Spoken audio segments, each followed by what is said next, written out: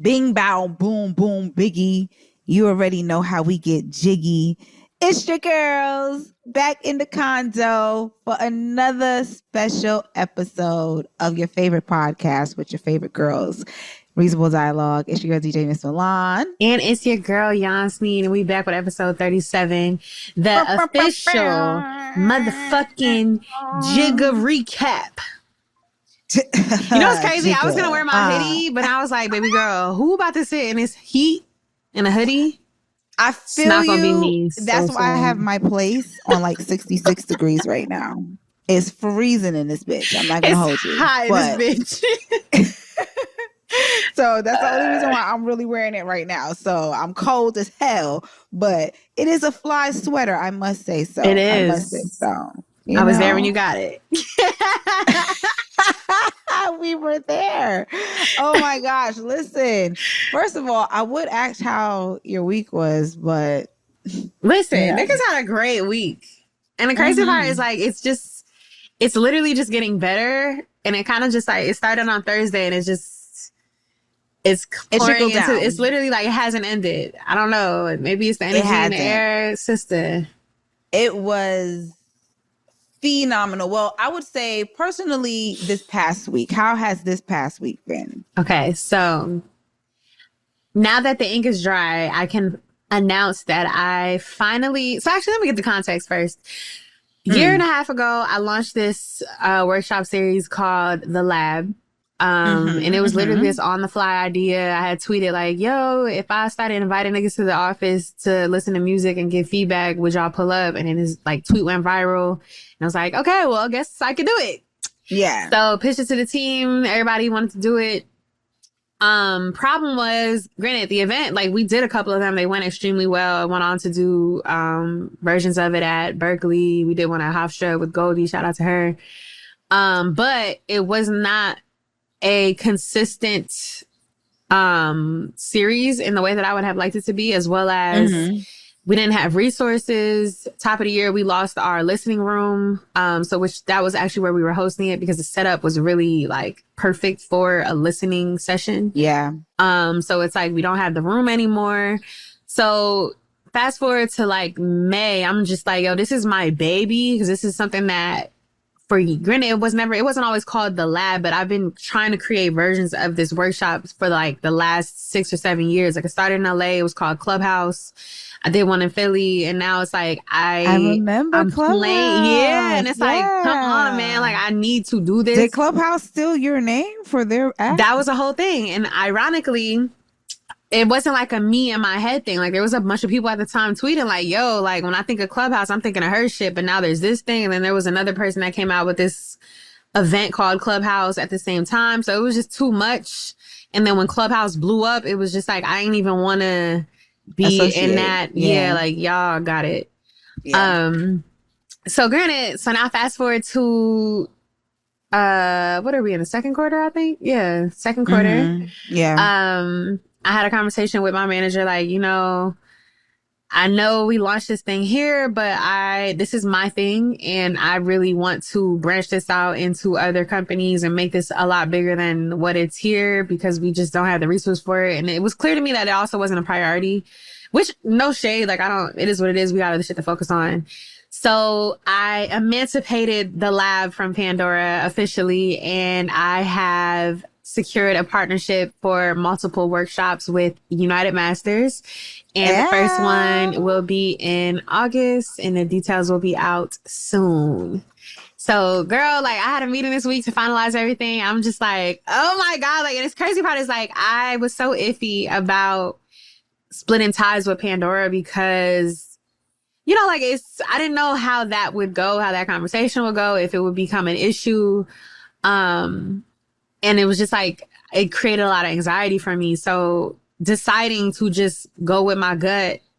And then literally that same day that I had the conversation with my manager, I got the first email from United Masters, like, let's have a conversation. So fast forward a month later for this to be like a real thing. I'm just like, yo, God responds to decisions, not indecision. Hello. Okay. So I'm just like, listen. So She there's that. And the last preaching. thing I'll say, She preaching. in more amazing week news, I also had got invited to Rick Ross's listening party that he also did attend, which I was very happy. I thought it was We just gonna see be like the you. team girl. And I have to give him a shout out because that nigga, he's like the way he carries himself is very fly. Okay, let me tell you. So because I work very closely with artists, I have this thing where I don't like, I'm not fanned out over artists anymore because you realize like these are just people. Mm-hmm. And I also, in speaking to a lot of them are actually uncomfortable by the way people kind of fan out over them with like the just cameras all in their face or like not really asking permission to be in their face invasive like that. You get what I'm privacy. saying? It's just like, Yeah. so I've taken that in and kind of just like when I get in spaces with artists of that caliber, I kind of just like, you know, I just play it cool. Just be a person. And Mm-hmm. so after he's playing the album, he was just walking around the room and he came over and I was just like, do you mind if I take a photo of you? And he was like, no, but what if we just take a selfie together? And I was like, oh, okay, man, let's do that. So he was a really cool guy. The album sounds amazing. I'll talk a little bit more about it on the set list, but I just like was really appreciative to be in that space because it was very intimate.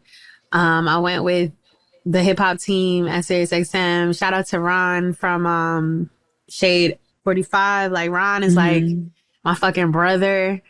We also had Fergie Baby in the studio, so we got a bunch of content with him that I was able to coordinate that. So I was really, really grateful that they trusted me with his pre-album release rollout for this press run at SiriusXM. So that was cool. He also will be a guest on the pod. So shout out to Jazz. And yeah, I just had a really great week. Like everything was just like coming together. Okay. I love that for you, sister. Thank you, I really girl. do. That's amazing. We got to give you applause. No face, Greg. Okay. Applause. I love that for you. But I how love was that your for week, you. girl?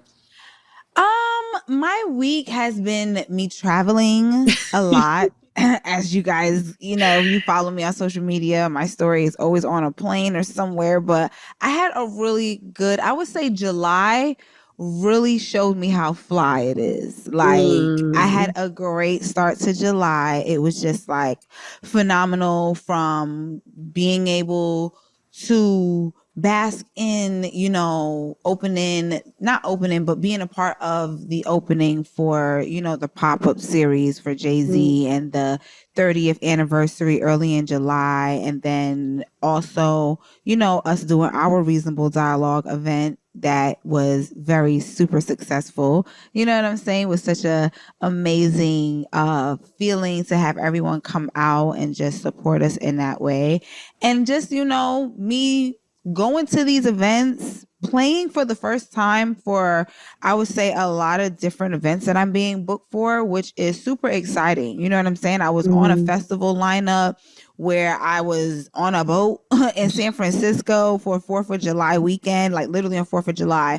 And it was like performances by like the amazing Joyce Rice and like freaking Sir and just, you know, super, super duper amazing. Then just, you know, like I said, traveling, because, you know, my days and my time was throwing into each other, so I'll be forgetting. But it's just been a real whirlwind of just traveling and experiencing new cities and new things. I'm really excited for August too. Like I know we still in July, but August is looking like a real good month ahead of time because I'm, you know, really traveling a lot too. So it's just been really, really great. I can't complain at all, you know, And then you and didn't trying to even stay, mention this all you know, came off safe. the back of performing at Roots too. Yes. Like literally Roots hit and then it was just like everything kind of like boom, boom, boom, boom. It was a great start to the year, I must say. Yeah. Like that first quarter into the second, it was like, okay, yeah, like let's go. You know what I'm saying? So for me, I'm just super grateful for all of the opportunities that I'm receiving. And then, you know, just being me. I would like to thank me for being me. You know what I'm saying? But yeah, also going to the Jay-Z concert. You know what I'm saying? That was a big highlight. I don't know if I you wanted have to include that. That's say. how I was like, I thought you meant top of week to now, because girl. Well, You know, Taco that was a Week highlight. Yeah. Well, we missed some times. With you guys. We took some time off to, handle our due diligence, pay some bills, and now we're back. But no, we had a jam-packed July, honestly speaking, and like running into all of those things that, the last hoorah was the concert, to be completely honest. So for me, it was a great freaking weekend. But let's talk about the concert. Why not? Or do we want to say? Well, no, we'll save it. Yeah, we'll save it for the main topic. We'll save it for the main topic because it ties into basically, what we have to talk about. But yeah. Anyways, that is our homegirl check-in, but we got to check in with y'all and let y'all know what's going on in these streets because we got to do our due diligence here on the, Reasonable Dialogue podcast as a community. And just letting y'all know, the CDC is investigating a multi-state outbreak of a parasite. I don't even know how to say it. Cyclospora, I think. Cycloflora. Well, basically, it gives you the shits, okay? You will be running like hell. That means after conforming more than 1,000 plus illnesses in 34 states since May. This is because the fucking government, number one, is just idiots. That's just the plain answer to all of this madness. The government is just a bunch of idiots since they fired the whole entire important departments that we need to ensure regulatory safety for the American people. Is just like everything's gone mad. Everything's gone bad. You get what I'm saying? Badness and madness all at the same fucking time. But anyway, this new parasite is coming out where it's giving people explosive diarrhea, which to me is like, whoa. Like, I can't imagine being in a facility. I'm sorry. It's just I had to laugh. Explosive diarrhea. Because I just can't. I can't. Can you imagine having explosive diarrhea at Jay-Z extra innings? I would kill myself.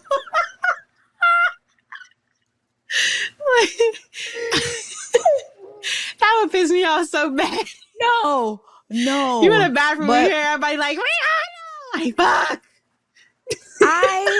I already don't like going to the bathroom in public. You get what I'm saying? Like, I don't. If I can really only because I love my coochie, I don't sacrifice it for basically, urination infections and things like that, doing the most, holding it in. You know what I'm saying? If I gotta go, I'm gonna go.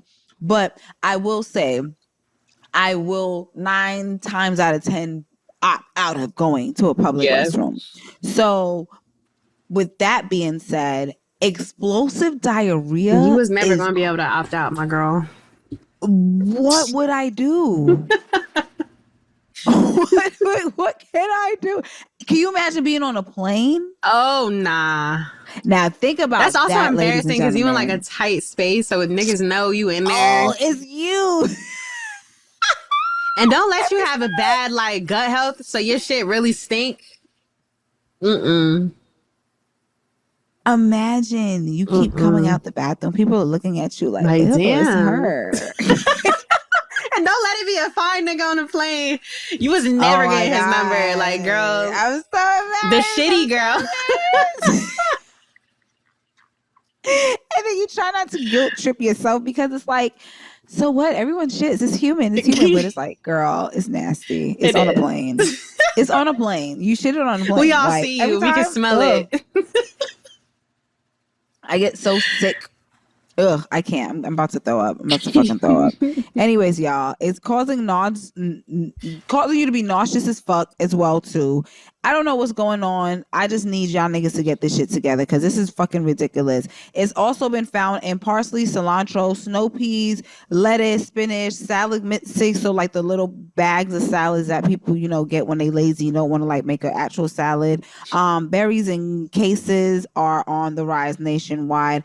There was a woman's detail of her personal experience with the parasite. She said she was camped out in the bathroom and continued to experience being nauseous for 17 fucking days. And to be honest with you, just take my life because I can't imagine being nauseous for 17 days and shitting straight, what can you shit? There's nothing on me. It's like my lining is completely empty.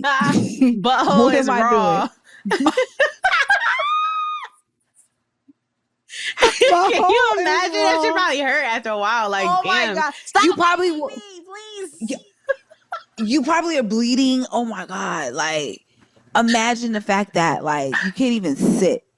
Your asshole is on fire. It and hurts. don't let like the water splash up. Like, oh nah. Oh my gosh. Like, farts hurt. Why are we like you know this? It's real when a fart hurt. Like, you ever had a cramp fart? Like that. I had a cramp fart before. I'm like, ugh. And it hurt to fart. I said, whoa, that's not good. I have to go to the doctor. A cramp farts. That's not good. I hope you guys are getting your test done. Honestly, it's a lot of things going on outside. I know niggas are like, damn, 15 minutes of shit. Sorry. We just want y'all to be good. Listen, and we got to inform you niggas on what's going on. Like, what's going on? Because I love me some cilantro. I'm not going to lie. I'm very, very sad about that. Like, I love cilantro. And I always get like salads. I was going to say, and I love those salads. Oh, like, really, guys? Like, and then it's saying, even if you like wash it, it's still but then you know what the fucked up part is, y'all? Not to be on some like Black Panther shit, but it's like, if we were to sit here and like grow our own shit, we would get arrested. We would get found, guilty for disgusting and desecrating the American soil because they can't get no ends. The only reason why things are illegal is because if you don't collect taxes on it, it's illegal. Think about weed. Weed is now legal because they could collect taxes off of it. You get what I'm saying? Yeah. But anyways, moving right along. Just also letting you guys know. The FDA also announced a recall on 735,000 packages of Pillsbury bread rolls due to possible glass contamination. I mean, I'm a foodie. I love food, and I do love me a Pillsbury Doughboy little cinnamon roll sometimes. I used to get it with the eggs and the turkey bacon, a little side of breakfast. I was real big baggage, but it was really good. Really, really good. You know what I'm saying? But it's just, I would say it's just disappointing because they're trying to kill us. I was literally gonna say, like, I guess my whole thing with both of these is like, are we not alarmed that our food is severely contaminated? Like, this is not the first outbreak or contamination things. Trader Joe's had that shit with the plastic in the food, and they had to recall all of that food. It's like, this is becoming a consistent thing. Like, the whole this is alarming plastic shits and all. Like, this is, and the thing is, I think it's even been alarming when you realize that when you go overseas, right? And this is what I've personally just experienced. Going overseas, there's a different way of living and eating. You get what I'm saying? Like, even when you look at the chips, like a Doritos is not this high yellow, orangey, flaming color. Like, it's regular. It's a regular chip, but it has a flavor to it and it's natural. You get what I'm saying? And it's because they're not adding these dangerous additives basically to the food. And the reason why they do it is, I feel psychologically, when you really think about it, and I'm a deep thinker, guys, but it's to slow us down. You get what I'm saying? You put these chemicals in the food to make us more stupid, because think about the amount of stupid people we have walking around in this world who don't even have the capacity to really think. Underdeveloped motherfuckers walking around here for sure. You get what I'm saying? So it's like, when I think about things like that, and on the funny side of things, but when I think about things like that, it's like the food, how they're, even where the food is directed, what type of food is this, and what area is mostly affected as well too, because it's like, is it in the less fortunate areas, the supermarkets that are like, in the hoods? Are you, like, those are the most recalled, places, if that makes sense? But it's just like, what are we doing? What the fuck are we doing? You get what I'm saying? Like, what are we honestly doing? We as Americans, like, have to do something about this administration, because it's just ridiculous that even down to the food, it's nothing safe that we can have. It's crazy. It's crazy.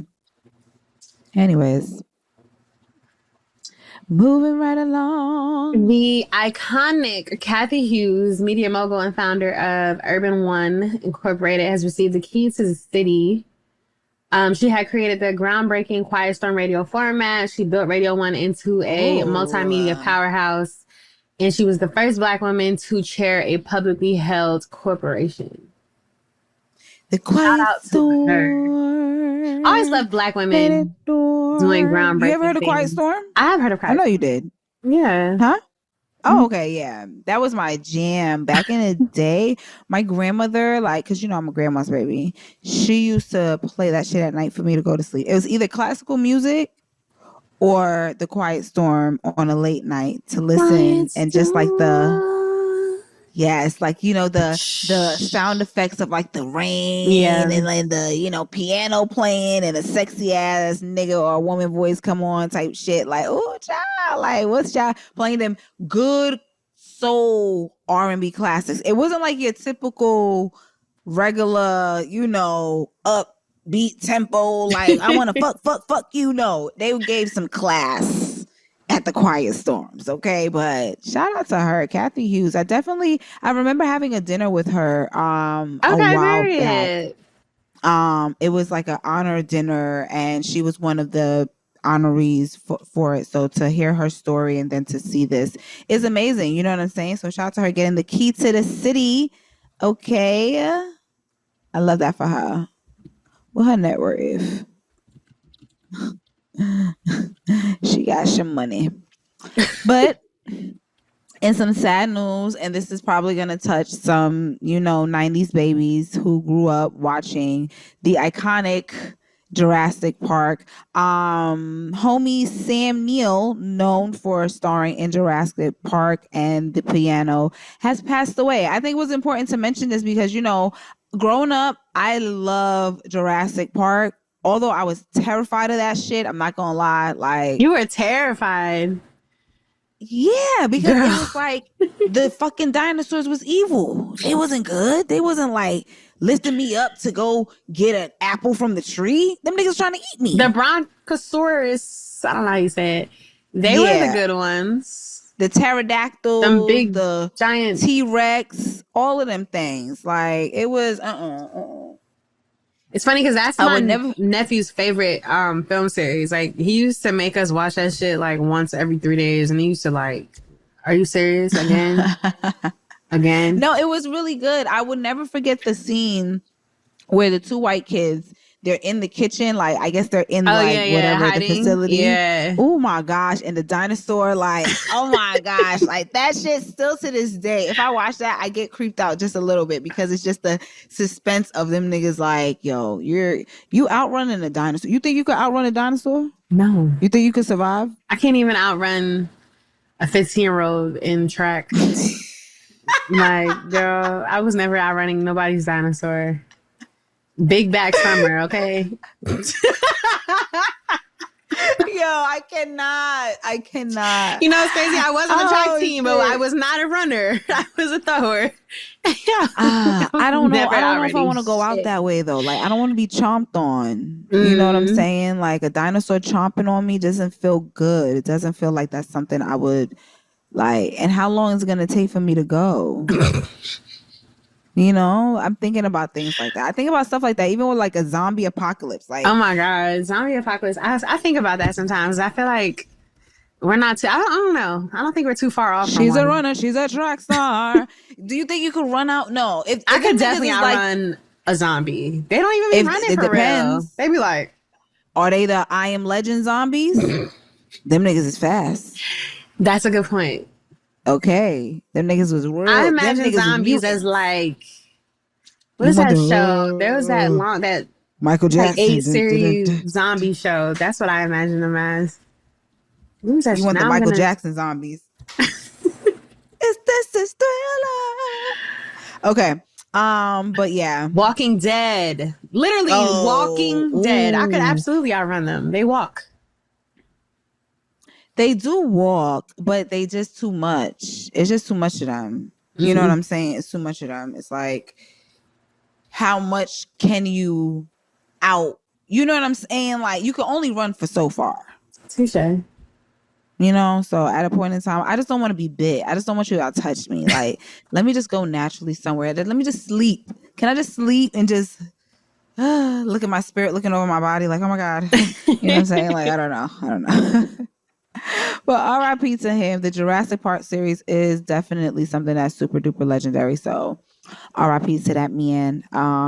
But in a little bit of sadder news, I know this story has been going around. It seems like it's a reoccurring theme back to back to back to back to back, where our young Black boys are honestly being murdered, and it's super, super sad. And of course, we don't always want to like darken up the place with, terrible news, but like I said, I feel like it's always our civic duty to just, report on things that affect our community as well. And Nolan Wells is a young man that passed away over the, I believe, 4th of July weekend. It's a story that was going around that I've personally been seeing and have been kind of paying attention to the case, just because of, once again, foul play. You know what I'm saying? The things that have been coming up with his case so far, of course, don't make sense, and it's unfortunate. And when you just have plain blatant racism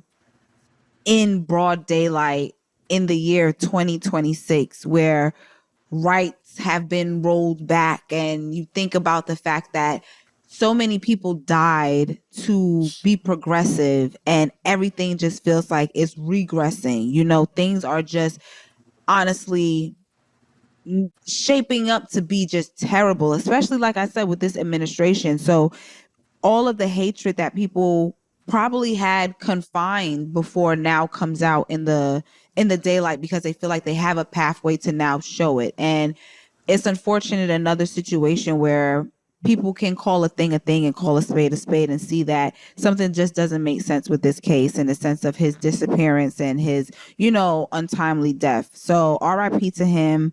Hopefully the family finds justice. I know there's been some of the power attorneys like Ben Crump who has decided to show up and like take care of the case, I believe, or something like that. So hopefully there's some actual justice that can be done, because it's just ridiculous. It's ridiculous, and it's always going to continue to be ridiculous until something is done. And I always hear people saying like, how can we make America great? Sincerely, it really comes down to white people just stopping the racism. Like the fight no longer becomes us anymore, because if your hatred is just that strong where you feel like you have to kill, there's nothing that we could possibly do. No protesting is going to stop your hatred. No voicing our opinions. Like, yes, continue to do those things. Don't be, oblivious to not do those things.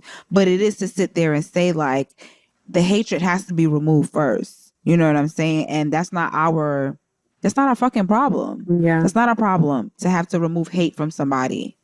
So it's irritating, but RIP to him. Condolences to the family. Yeah. It's unfortunate too, because I think, if I'm thinking this is the correct case, it's the one where he went on a boat or something with a bunch of white kids.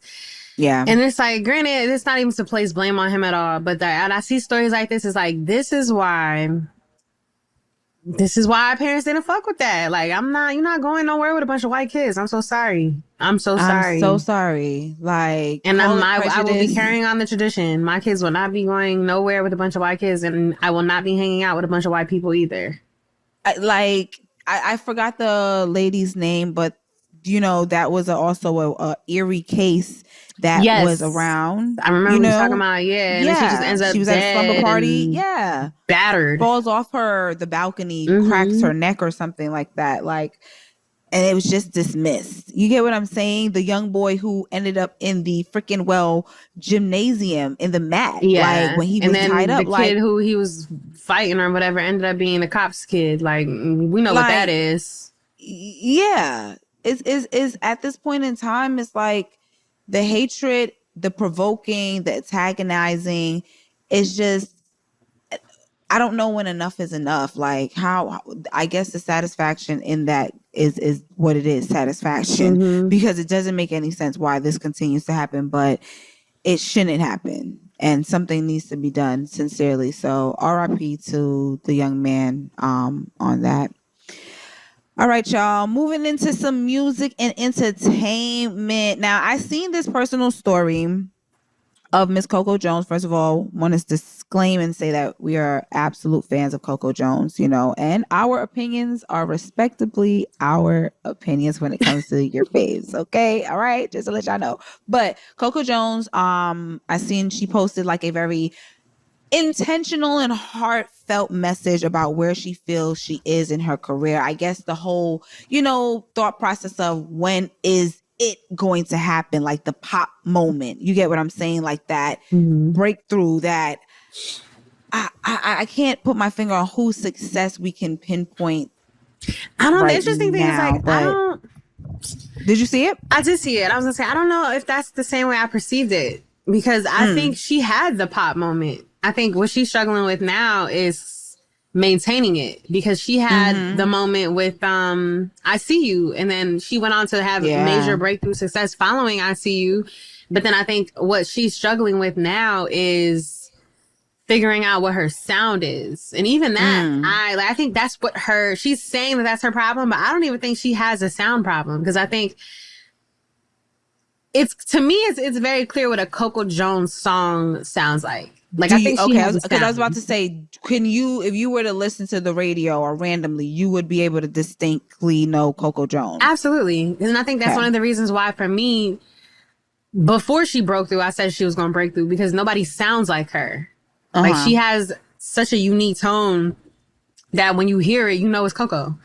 Yeah. I think production-wise, I think she does need to lock in with a producer and an executive producer and really craft a sound in the same way, like, for example, Timbaland just did with Chloe. I think they did a phenomenal job collaborating together, and I think that's what Coco needs. Rather than... She needs, like, a main producer kind of thing. To really, like, build something around her. Because I think in listening to her music, what I hear a lot of is she's trying on different things too much sometimes, to where it's like, it sounds like she's trying. And the crazy part is that she expressed that in that video. She was saying, like, internally, I'm confused. So externally, that's what y'all are getting, a confused sound. So, like, this is not even news that I'm saying this. It's like, when I saw the video, it's like, okay, well, that checks out, because when you listen to her albums, and that's not even to say they're not good. Like, she has good records on these albums, but cohesively as a body of work, there's a lot of skippable music on there, because I don't think she's found her sound. I think that's what she's speaking to, is like, she's making this music and then she's just like, is this the sound? Like, do I do that sound? Am I trying this sound? But I think what she's looking for requires executive production. And just like, you need to be building with one or two main producers who are really crafting that with you, learning who you are, learning what type of music sounds best with your voice, like learning what tempo works best with you. Because I think that's another thing. Like, I think some artists, they're making music in the tempo that does not suit them well. Like, your voice is too heavy for up tempo. Literally, exactly. Like, your voice is too heavy, your tone. And not even in a bad way, but it's like, she has this heavy tone where it's like, it doesn't really fit well with, like, that very up-tempo music. I think her pocket is like mid-tempo and ballads. Hence why I See You goes crazy. Yeah.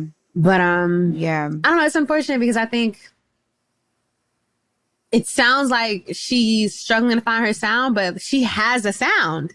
She has a distinctive, very much so, sound. And to me, to your point, I just feel like it's about the team. It's more so about the team than it is about you. And when you get your team, it's always a housewife quote somewhere. Go get with your team. She needs to get a team. She needs to, and I'm saying this with all due respect. Yeah, because I don't know who her team is right now. I don't know who her team is, but clearly something is not connecting with her and her team, and it's evident. It shows up. Because she did have a beautiful success from the ICU. I mean, not to toot my horn, but I was a part of the release of her that album. I remember doing the event at like something bar vegan or slutty vegan or something like Slutty it was vegan, one of these, it was one of these vegan spots in Atlanta. she had a listening event there. She popped up and I was like, the first time where I saw her, and it was like, just a vibe or whatever the case may be. And I remember playing her album with I See You on it, et cetera, et cetera. And then her next thing you know, I'm seeing her going on tour. She's literally headlining her own tour at this point in time. Like, I know she's featured on people's tour, but now she's personally headlining her own tour. Like, we've seen those clips of her with the stage, the draping, and you know what I'm saying? And it's looking like that very beginning stages of, when Beyoncé branched off and became the solo artist, and she has like, certain aesthetics. Like, you can tell when an artist is in that mode of like, I am stepping into I'm creating my world type of thing. And we've seen that when she was on tour. So I was very confused not confused in a bad way, but like confused. Well, not so much confused. It was understood what she was saying in the video about whatever sound it is that she was trying to find. Because she does have a sound. It's just her team. Is your team not really suiting you, like you said, with the right sound? And I think that's really the A&R. Crafting your own sound. That's really the A&R. Unfortunately, that's an A&R problem. Because the A&R is the person who is connecting you with the writers and the producers who are going to help you craft that sound. So if the A&R does not have a real grip on what it is you're trying to create, or doesn't have that vision for you, or isn't helping you or aligned with you on what that vision is, it's going to show up in the music. And it also gives, like, to be honest, you're trying to chase a hit.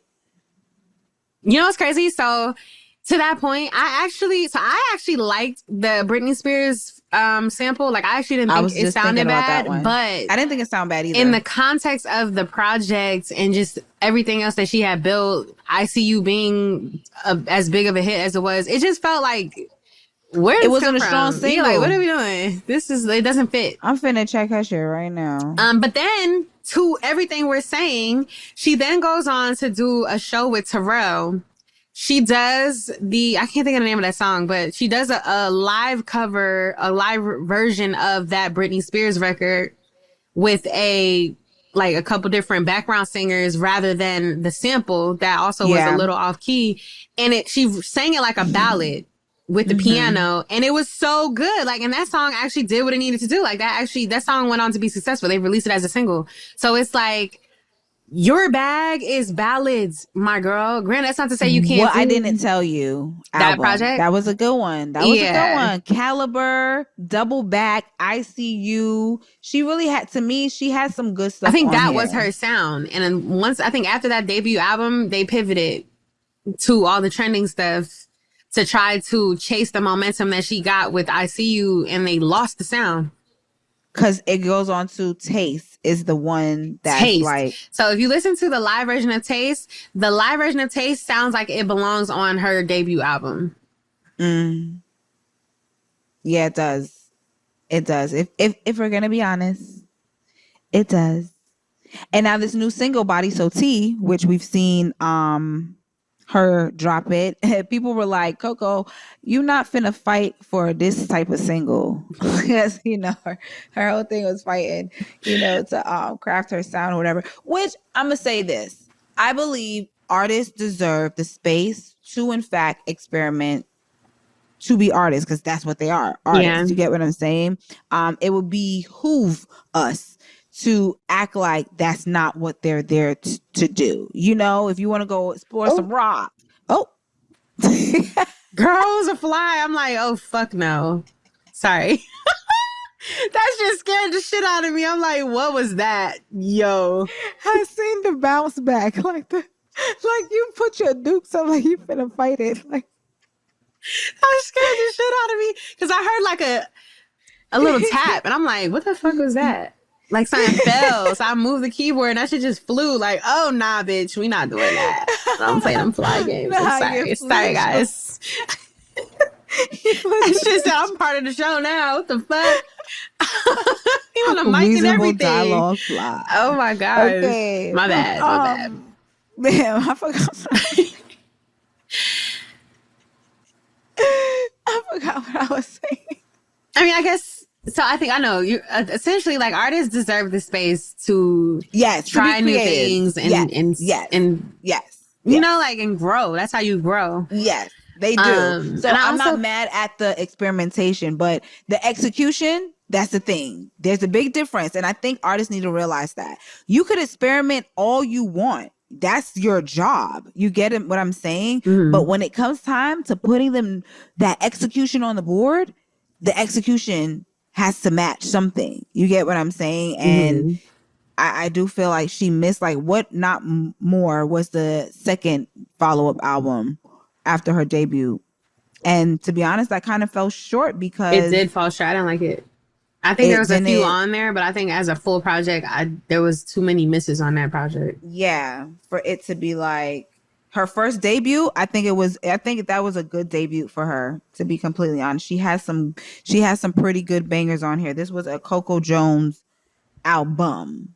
And while we on the topic, justice for Caliber, because Caliber should have been a single, and I'm still to this day so annoyed that it wasn't. Like, who the fuck decision was that? Like, y'all, there's no reason why we moved on to another album without making Caliber a single. Like, what are we doing? Well, I'm telling you, and my thing is like, that's why timing matters, because they led with Caliber. They could have led with anything else on that project and then tucked Caliber for post I See You. And that would have been like the follow-up single. That shit would have been huge. It should have been huge. I don't care. Yeah. That's just, I agree. I don't know. Because that shit goes stupid still. Girl. It's just like, and I'm going to be real. I revisit that album specifically. When it comes to Coco Jones music, like if I was to go to a Coco Jones show, if she don't play this album, I don't know no Coco Jones songs. I love you, Coco. I'll be honest with you. I don't know no real Coco Jones songs outside of that album, because that shit had me in a hook. Like it was really like, and I'm not just beefing it up, but it was really a good project. So I don't know. I feel her though. I do feel her, and I do understand where she's coming from as an artist. You know, she just got to keep shooting her shots and building her team. Get with your team, girl. Get with your team, because your team really is. No one could do it by themselves. And it does still take time. I mean, there was a pocket for her. And I don't believe in missing. I don't think anybody misses a pocket. Like, because you could resurge freaking 2-5 years? You know what I'm saying? Be like, oh shit. You know, perfect example is Kalani. Hello? Kalani had a big moment and then fizzled out. And now she's having the biggest moment of her career, like almost 10 years later. Legitly. Yeah, she's Grammy like the perfect case study. Like she's now in a whole different artist bracket, if we want to be honest. You get what I'm saying? So, but see, the other thing too, she's also a great example of locking in and crafting a sound. That whole album is very nostalgic, but done well. And it fits her voice too. Like I just feel like she knew what the intent was for that project, and every single song matched the intent for what she wanted to come out of that. And I think comparing that to like what Coco's doing and saying, I don't hear, and that's not to say she's not intentional, right? She's clearly intentional about her career, but I don't hear, the intent doesn't show through in her albums. Like it just feels, to your point, like I'm trying things. And I think you need to try things in the background and then get it together, as far as just like package it up, figure out what that sound is through experimenting. And then we should get the final, like, this is what I've come up with because of experimenting. I don't think we should get the experiments in an album. Yeah. If that makes sense. Yeah. I agree. Well, best of luck to you, Miss Coco Jones. Absolutely. We will still be supporting you, because as an R&B girly, it's important that we support our R&B girlies, our pop girlies, our black girlies more specifically. Okay? So and for don't being worry, honest, girl. Body So Tea is actually a good song, in my opinion. You know, I actually like it. I did listen to it. And I don't dislike it. Yeah, I really don't. I think it's a good song. It's a cute bop. It's a, you know what I'm saying? But the voice and you know what? Let me just say this really quick too. I fear that certain artists are afraid of being the artist that, and I don't know, because maybe you can answer this, because I know where you're going with this. You're knee deep in the R&B space. I feel like certain artists, right, are scared to be that artist that's like, you're the ballad girl. You get what I'm saying? You're the because I think about like a Toni Braxton. Mm-hmm. Toni Braxton has a very distinctive voice. And she has a pocket that she understood and crafted. Like a lot of popular Toni Braxton songs, more so, I would say, at least if you're like a real R&B girl, it would be like those ballads, you know, unbreak my heart. You know what I'm saying? Like things like that is what really gave her that crossover pop success. You get what I'm saying? Mm-hmm. But I guess I don't know if times change in that way. I I don't don't think know, times have whatever. changed But because you think about, again, I hate to keep using her as an example now, but Kalani does Folded. Folded goes crazy, and she follows it up with Out the Window, which is another ballad. Granted, I think the issue with that one, as far as it not doing as well as Folded, I don't think it's a song problem. I think the problem with that was the timing. I don't think that her team anticipated how big of a moment Folded was going to be still having. And they didn't need to release Out the Window as a single. Yeah, I think the Out the Window single, it had like everything they did for that single was they did everything right. They just did it too quickly, and it got overshadowed by the massive moment that Folded was having. Still was having. Do you think it was too early to drop it? Absolutely. Granted, it would have been out because of the album was out. But as far as just like the video and all of that, because all of that came out, the single and the video came out before the album. I think they should have just rocked with Folded.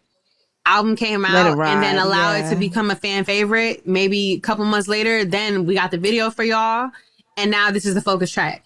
But I think they just jumped off of Folded. Granted, they were promoting it more, but they jumped off of it in the sense of like, here's the next single, here's a video for it. Like, it was just too quick. Which then brings a point that there's a problem where people, and I've always said this, ever since I keep seeing the super deluxe popping up very much. Like, you just within dropped a week. The album, right? A week. Now we got deluxe with 6 more songs. It's like a push to have to get to the next thing.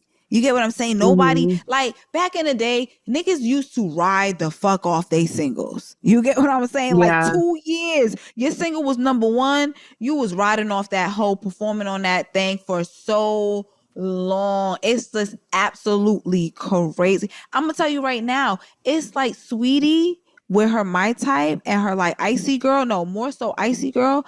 That song, she could perform it forever if she wanted to. You get what I'm saying? And I'm just using her as an example because it's just to say, like, when you have that song that people want and they listen to, that's that song that people want and they listen to. You know what I'm saying? So it's like, ride that wave of that sound. That's why when she hit another song with, you know, My Type and tapping that sample, you know, very upbeat, you know, keeping in alignment with the timing of it, but letting certain shit, like, you know what I'm saying? Like, ride the fuck out. Like, people back in the day used to literally ride singles out. Like, now it's like, okay, this done great numbers. Let's figure out another play for another song. Well, I don't think that's like, also, I think that's more like a indicator of the times, though. I will say that I think, which is why I give her team a little bit of grace with that, because I don't think those type of songs in today's era are far and few.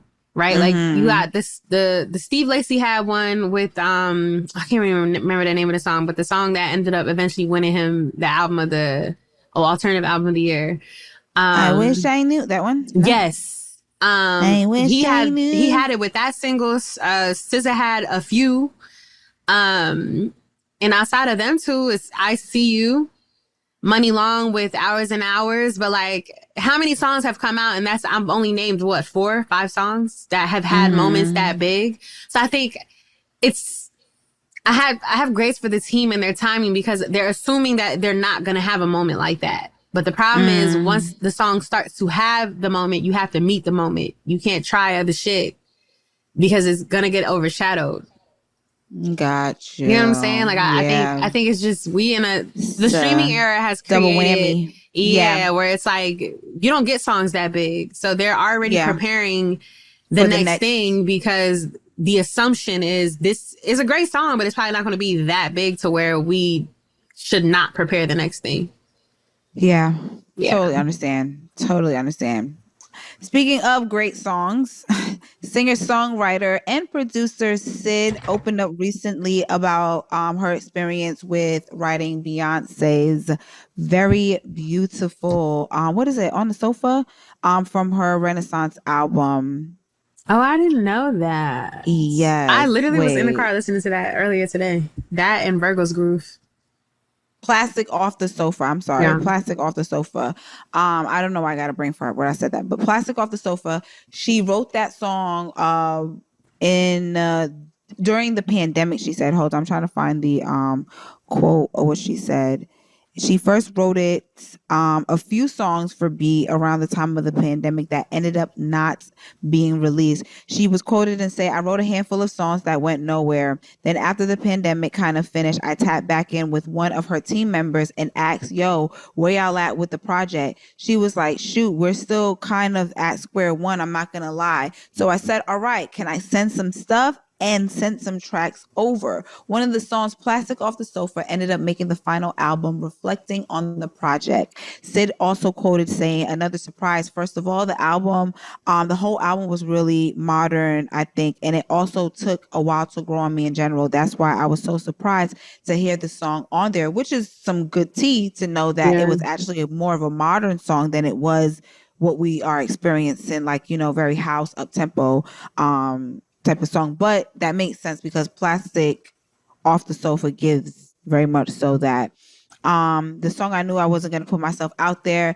It just didn't feel like a Syd song, and Beyonce went crazy on the vocals. Like, all the runs she did were not in the demo. I remember getting invited to her mixing engineer's house to hear her recording of, I mean, imagine getting invited to Beyonce's mixing engineer's house to hear the recording of a song that you wrote. Oh my God, I wrote. can't imagine. The crazy part too is like now knowing this, granted, obviously, because I know she doesn't hit runs like that, but hearing like the, I could totally hear Syd singing that, like that whisper tone. Oh my I hear it. I hear it now, and I'm like, wait, okay, I hear it. Yes, I hear it. I hear it. Yes. That part specifically, bro. Oh my God. That busts my brain when she now I'm like, when you release the demo. I want to hear it now. I want to hear it. I need to hear the demo. I love when artists and singer songwriters do that, honestly, when they actually release the demo to things to hear like the actual, you know. Mm-hmm. But no, you're absolutely right. Like that part is like so Syd coded. Yeah, because it almost sounds like B. Now that I know that, I feel like B was mimicking the way Syd sings. Yes. In her voice. Because she wasn't, like, she definitely wasn't singing at full Beyonce. It was like very like whisper. Yes. In the way Syd does it. Yes. Yes, that is. Oh my gosh! Shout out to Syd. Her and Steve Lacy. They said the internet's supposed to be dropping some new music from what we've seen next year. So a lot of people are really excited about that because it's like, yay, return of the fucking firest group of all time. It's interesting too though because they was been supposed to drop an album. So then when the news came out that Syd and Steve were dropping albums on the same day, it was like, oh, so are we not getting the album? No, we are, but we also doing this too. I think it was, don't quote me, but I know there was a quote from, I think Syd, where she was like, yeah, we the only niggas that could do that and we still friends. Like, like, hello? Hello? That's fire though. It is and fire, it's been first drops in like 8 years for them. So the fact that, you know, people are, and I always say you got to give people time to grow and to learn and to do things and to like live life so they can come and give you the products that you're looking for. Cause you know, I'm going to look forward to that. I'm going to revisit some internet, you know, maybe we should have an internet listening party. I don't know. Oh, that actually would be really dope. Yeah. Those type of vibes for the night. We can set the vibe. We can make it like a living room. I love it. I love it. But, okay. We'll bring you guys another Reasonable Dialogue event. Since, you know, our last one was so successful. So successful. And you know who's not successful?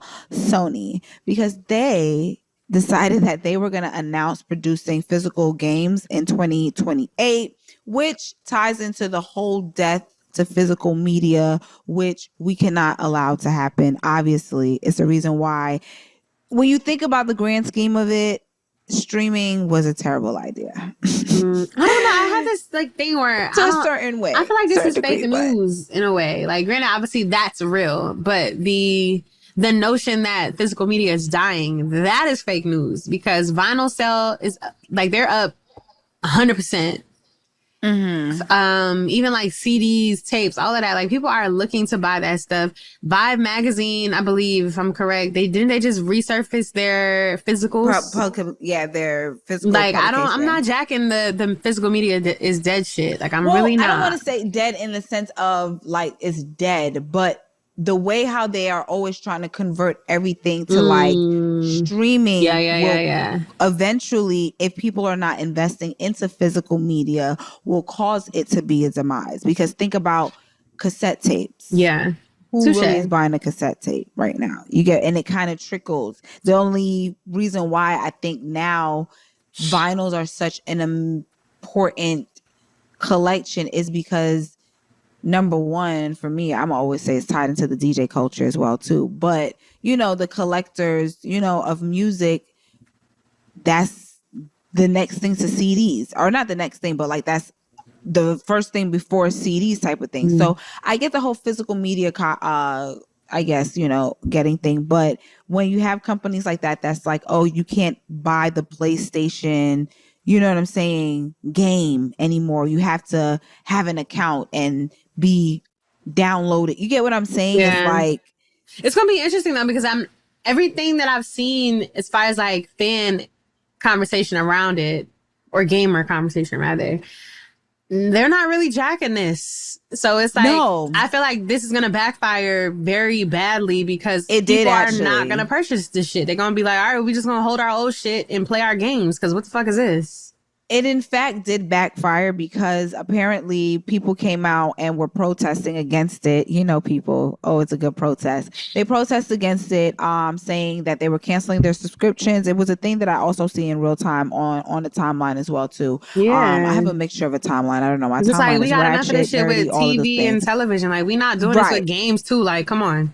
Yeah, so they basically made a protest, and then Sony came out saying that they were going to no longer move forward with that and going to honor, continue making physical media, which is always the power to the people. You know what I'm saying? The people have the power, so we have to speak up on things. I wish we could speak up about this presidency, but we got to speak up on things, and we got to, be the change that we want to see, make it happen. So yeah. Shout out to the people who actually made some noise about that and got Sony to actually like get their shit together, because don't contribute to the death of physical media, bitch ass niggas. I mean, shout out to y'all though, just in case we get a sponsorship. In Nipsey Hussle news, y'all know, big Nip Hussle fan over here. His kids finally received his inheritance from his estate worth millions of dollars after 7 years of fighting by Black Sam. And on top of that, Black Sam also grew the estate significantly before passing it off to his kids, which I think is like very on brand, very honorable. He was always going to do that. And I think Nip is, to me, when I see all the things that Black Sam is doing and continues to do in Nip's honor, like, I just feel like Nip's legacy and everything that Nip was lives on through his brother and is going to be passed down into his kids. And like, I just love that he has someone like a Sam to be able to embody everything that he was and carry on his legacy in that way.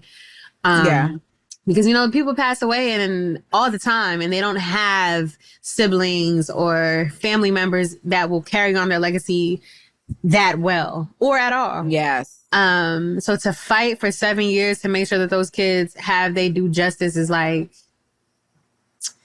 fuck with Black Sam. Them something that they could literally sit on and not have to worry about. Like, he's literally set them up for life, to be honest. Exactly. So, shout out to Lauren too.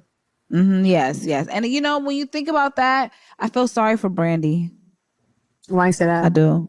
Because God forbid, if Brandy was to pass away, do you think Ray J is somebody that we would care to carry her legacy? And that's what I'm trying to tell you. It's like, I think This is not a regular. What we're seeing with Black Sam is not a regular thing. Yeah, this is sad. It's not a This is regular really thing. sad. It's not for everyone. So congratulations to those kids. Yeah. Okay. Anyways, let's move along to the main topic, which we are going to discuss here at the condo. Our experience for J30 weekend. As you guys already know, Jay-Z had his amazing 3-night extravaganza concert at Yankee Stadium over the last weekend. We're reporting this a little late just because we're still recovering, number one. And number two, we're still recovering. It was amazing. It was absolutely amazing. We had a phenomenal time. I mean, like I said earlier, from the start of the Jay-Z pop-up that I had the beautiful opportunity of DJing his once in a lifetime 30th anniversary Apple Music and Rock Nation pop-up, where you guys could come and see merch and see some of the, iconic pieces that Jay-Z, represents when it comes to his career and his life. So it was really good to be in the, the space. It was hot as hell. Girl, if you wasn't going to say it, I was. It was hot as hell. Shout out to y'all. Like, I was like, oh, child. Good thing they had that little industrial ass fan keeping us warm in that corner. Because Lord knows, I don't know what was going to happen if I didn't have no air. But it was definitely a great time at the pop-up. I mean, shit. It felt like an all-star weekend, to be completely real. Because then we had the pleasure and the honor of being our first hosts for our in-person event for Reasonable Dialogue. Like, talk about Face how is you great. felt. We need a applause right there. Okay. Yes, please. applause. Face is great. Man, what a fucking day. I'm not gonna lie. Shout out to us. I think what's dope about all Cheers. of this was like, one, it obviously was our first event. And the turnout for it to have been our first event was just like,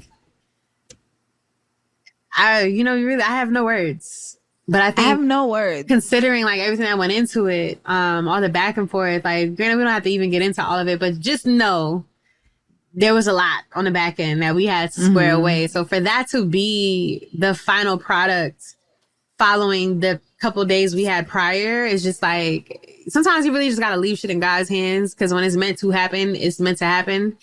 And you know what I'm saying? I think that event was literally that on display. Like, I feel like this was our moment. We met the moment, regardless of the shit that happened.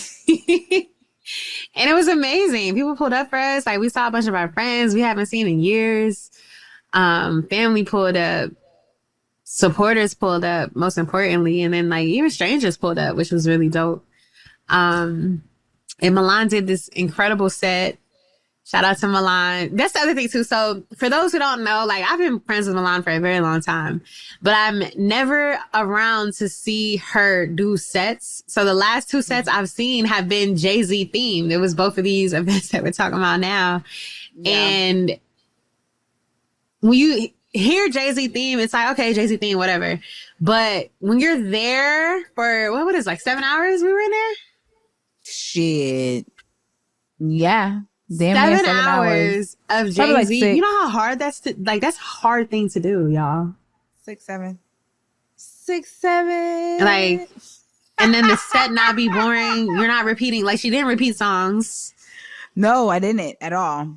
I didn't. Transitions was money. Like, I was in the bag. I was in the bag. Never. I was in the bag. Oh my gosh. No, but I felt like, number one, that event itself was just, sorry y'all, I just got my hair done. I can't stop playing in it. It's just like, my favorite thing right now. I personally feel like it was just an overwhelming feeling of love and gratitude to know that we have a community, first and foremost, of people that support us, that will pop up to come and see us. Because, it was definitely a lot of people that was there because of, us putting our flyer out, which, by the way, Jan the Don, you know what I'm saying? Graphic designer She definitely did help Juan, you know. It was just one of those things where you just look in the room towards, you know, the middle of the night and you just see everybody who really appreciates the thing that you appreciate. Like we were there completely just to play Jay-Z's music. And I'll be very honest and have a transparent moment with y'all. Like as a DJ, sometimes I'm in my head because I want to perform well. I want to be able to make you all dance, have a good time, have a good vibe, feel safe, all of the good things. You know what I'm saying? And I know, like, you know, this is like hip hop, you know, we're going to be, some of the tempo of the songs is like really like, you know, like we rapping type shit. You know what I'm saying? So I always pay attention to the energy of the room, but it was good to see people still vibe out, even when it came to certain songs that was just like, you know, it's not like a big pimping. You know what I'm saying? It's not a hit. It's when I say I was going deep in the crazy, I'm talking about like, you got your hits, you got your classics, you got your B sides, and then you got them little C sides, them real sneaky in the coochie crack C sides, where it's like, if you know, you know, you know, you know what I'm saying? So for me, I'm playing all types of Jay-Z music, features, you know what I'm saying, artists that he's associated with. You know, I'm really like doing my homework, doing my thing or whatever. And it just felt good as a DJ perspective to see people be rapping and singing and having a good time. And it was just a moment where it was packed as fuck. And we were just like, no, I'm like you playing literally some of the had to songs. like, how am I to get through to that side? 'Cause Yeah, I was like, yo, it's packed as fuck right now. Like, it was just a great night. And we just once again want to say thank you to everybody that popped out and showed us love. Shout out to the 7 Brooklyn. It was definitely amazing to have them hosting the event. Shout out to Duce for sponsoring the event. We were able to have like the 100 first, 100 drinks first, Duce giving out to the people, which was really, really dope. The people love taking the pictures right by the Duce little cross. yeah. It was really a good time. It was really, really a good time. So if you missed out, don't worry. Reasonable Dialogue will be having, more intentional community type events where we're going to be in the space of, enjoying the things that we love, which is music and entertainment and culture. So stay tuned. But yeah, that was I guess like the follow-up after the pop-up. Now, I personally didn't go to night 1 or night 2. I went to the extra endings, but I know you, Miss Yon, I did go you to was at night 2. You know what's crazy? So I have mixed feelings because on one end, and it's funny because I've seen conversation around it and I actually agree with the conversation, so I had to check myself. But I think I know what you're talking about. Yeah. So I didn't have the pleasure of going to night 1, where I think for me, I saw Beyoncé popped out, and I would have loved to see that Beyoncé, the initial adrenaline rush. Yes, and then on top of that, Blue popped out.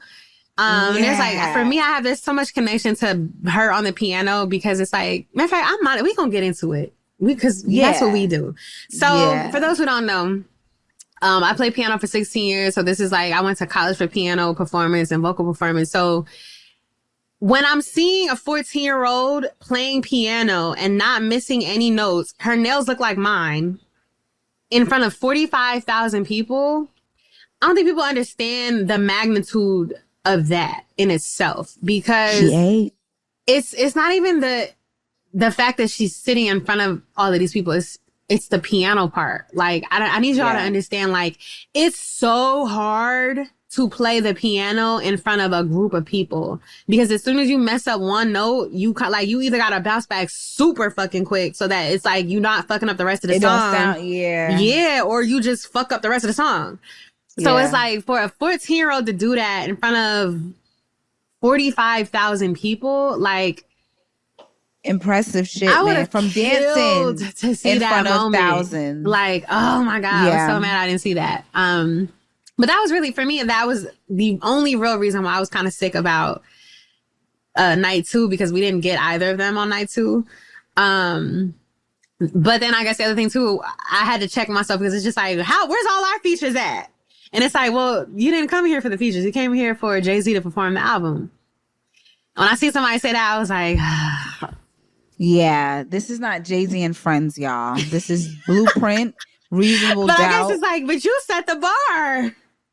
Yeah. I didn't expect this. You did it. I'm gonna be honest, I kind of understand, and I would be a little irritated because even when people were like, "Oh, Beyonce better come out, Beyonce better come out," it's like this is not Beyonce's show, Yeah. though. This is Yeah. not, you know what I'm saying? Like, we love the queen here, don't get it twisted, but this is not her show. This is her husband's show. This is Jay-Z's show. Like, we here to see Jay-Z. You know what I'm Yeah. saying? So I understand, like, you wanted features, but you're gonna get them when you get them if he wants them. Because Jay-Z has a catalog by himself. But yeah. So what was your with that experience being from night two, said, though? I thought it actually was a great experience. Like, because one, I've never seen Jay live at all. So just like being able to witness someone that great in real life was just like, I don't know. It's In hard to real explain. I still time. haven't been able to put words to like what I'm feeling and have been feeling since seeing both shows, to be honest. Because it's just like there was no backtrack. Like None. there was no backtrack. And then like the transitions were flawless. And like some of them were just like unexpected. I'm just like, oh my God, wow, that's what you about to do? Fly. Fly as fuck. Like he looked great. Like we talking about Fly. The nigga looked good. I'm just like, damn. Like you we see what see a you, couple B. pounds, right? The arms was looking. We get you, great. B. We know why you. We know why you drunk in love. And so somebody was like, she always got to put love on top somewhere. Like, I get it though. I get it. Like, Jigga, it's you. She let her man down, as she should. No, for real, y'all. For real. All right, we're gonna have to have a real conversation about Beyonce. Beyonce love her man. He loved her too, though. nigga. He loves her too. That's the thing. He like, got no choice. I think so. That part of the reason why I was like, damn, I wanted to see that night too. So like one of the biggest takeaways for me, I was talking to my friend about this shit the other day, from this concert was seeing their entire family on that stage like that. Like, yes, it's the value of seeing a billionaire Black family who is doing what they love at the highest level together as a family. Like, that to me was so impressive. Like, I don't give a fuck if they performed fucking ABCDEFG. Like, the fact that they was up there together was like, that was so pivotal for me. Just seeing the video, because I didn't even see it. I saw the videos. Yeah. And it's like, for me, like the marriage is strong. They're both extremely talented performers, like best of the best. And I think seeing Beyonce do anything next to any other artist, like you see the stark difference between her and anybody else every single time. Stark. And the crazy part, she don't even got to do a choreography. Like her just singing up there, it's still light years better. She just came out and just and came still out. Better than you. Sorry, y'all. No offense. And then but like she is the standard. Like, oh my God. But yeah. Then seeing Blue, I think like that to me was really, because it's like be like a twin. First of all, Blue, she looks exactly like her. But the thing to me, when I look at Blue, she has a beautiful combination of both of her parents. When you look at her, you can see Jay-Z in her, and you can also see her mother very much so. You know what I mean? And her talent from the time when she was on the first the first tour that she was a part of, the Renaissance tour.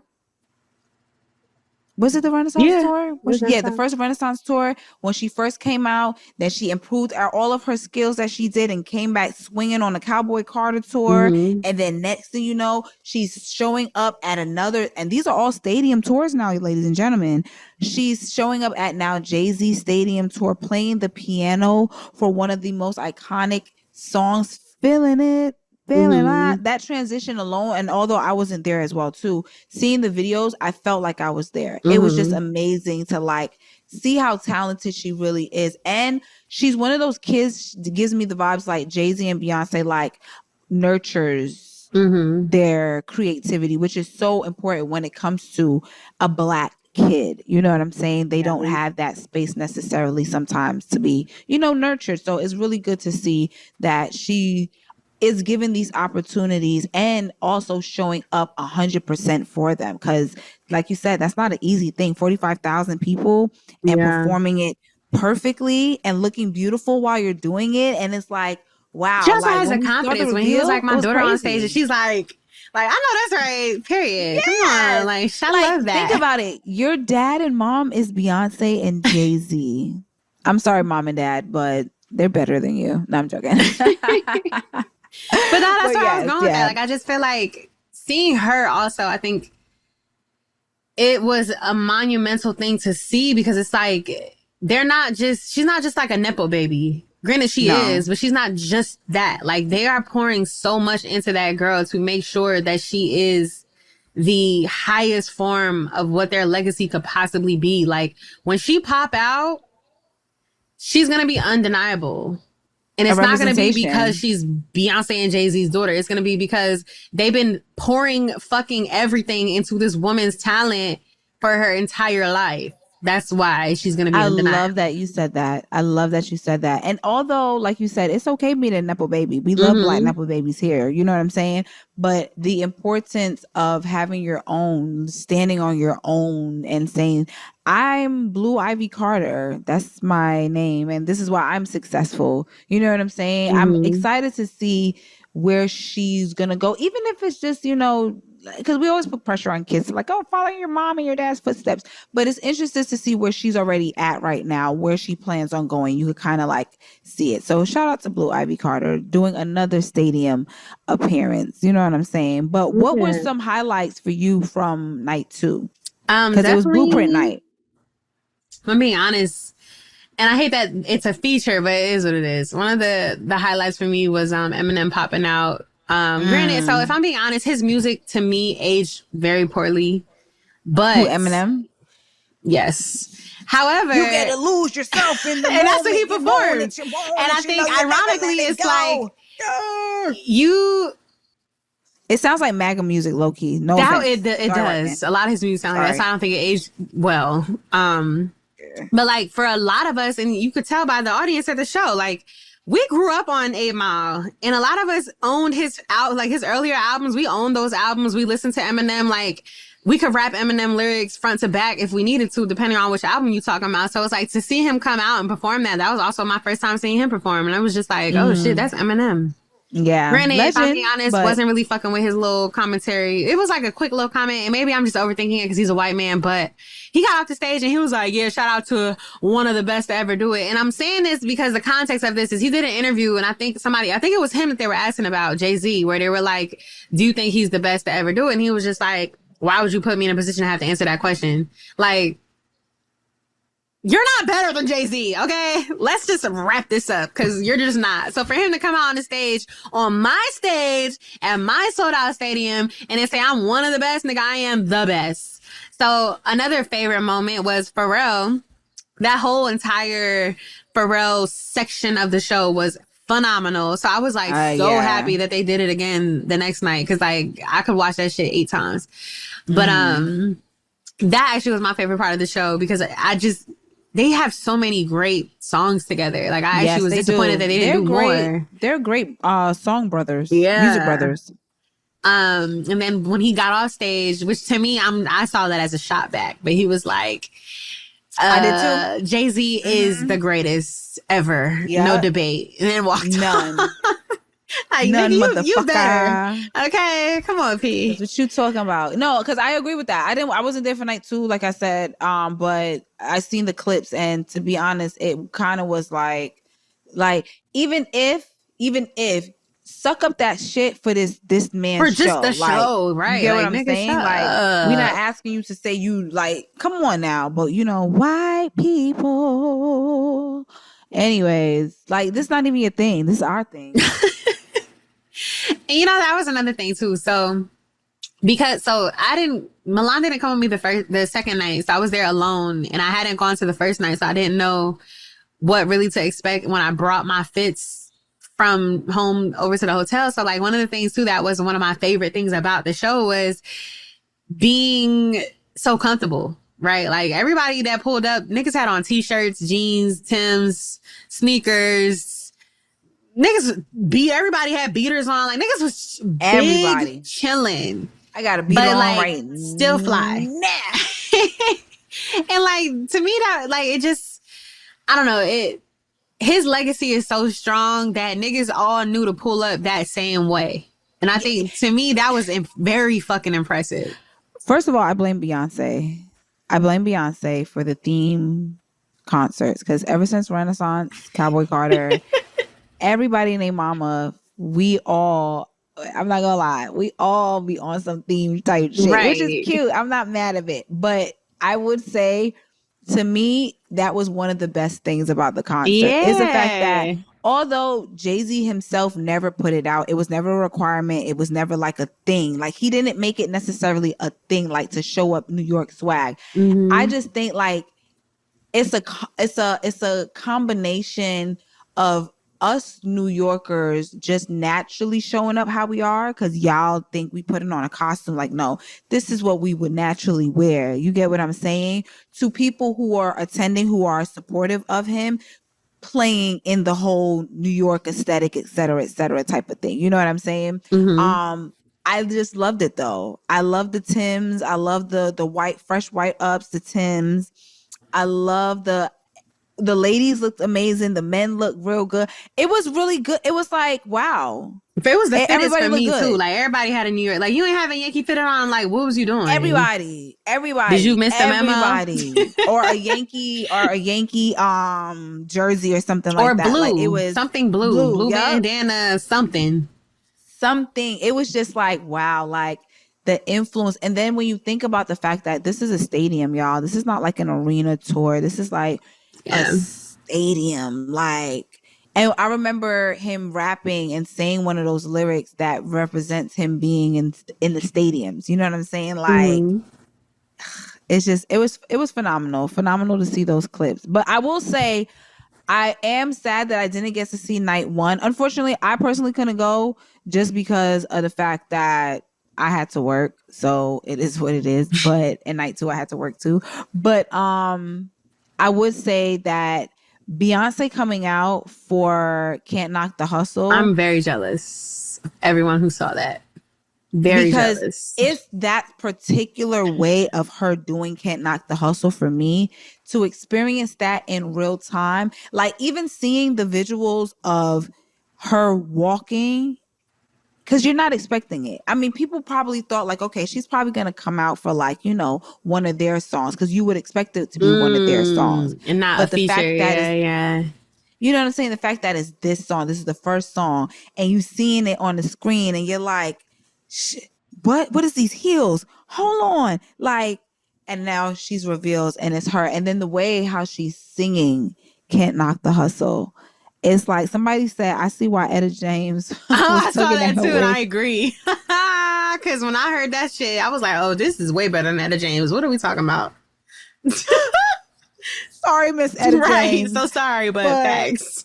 So sorry, but yes, like at this point, Beyonce, you and Jay-Z, y'all need to put out a new version of that because that's like my stem right now. Beyonce's Can't Knock the Hustle version. Like, please.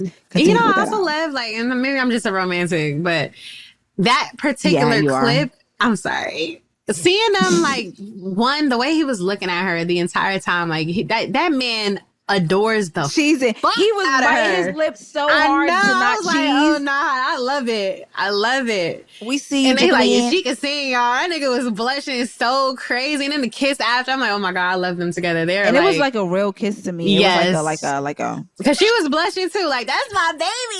It's like yes, I know that's right.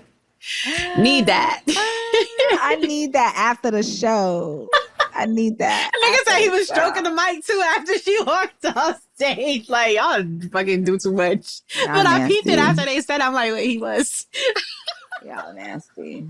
That's nasty. Oh my god. Niggas was like, you probably get off to that. That's how they turn each other on. Listen, because you know what? I get it though. When it comes to Beyonce, her energy is a different kind of energy she has on stage when she's next to Jay-Z. You see it on like, you know, her performances with them together. Like she has this like, she's like possessed.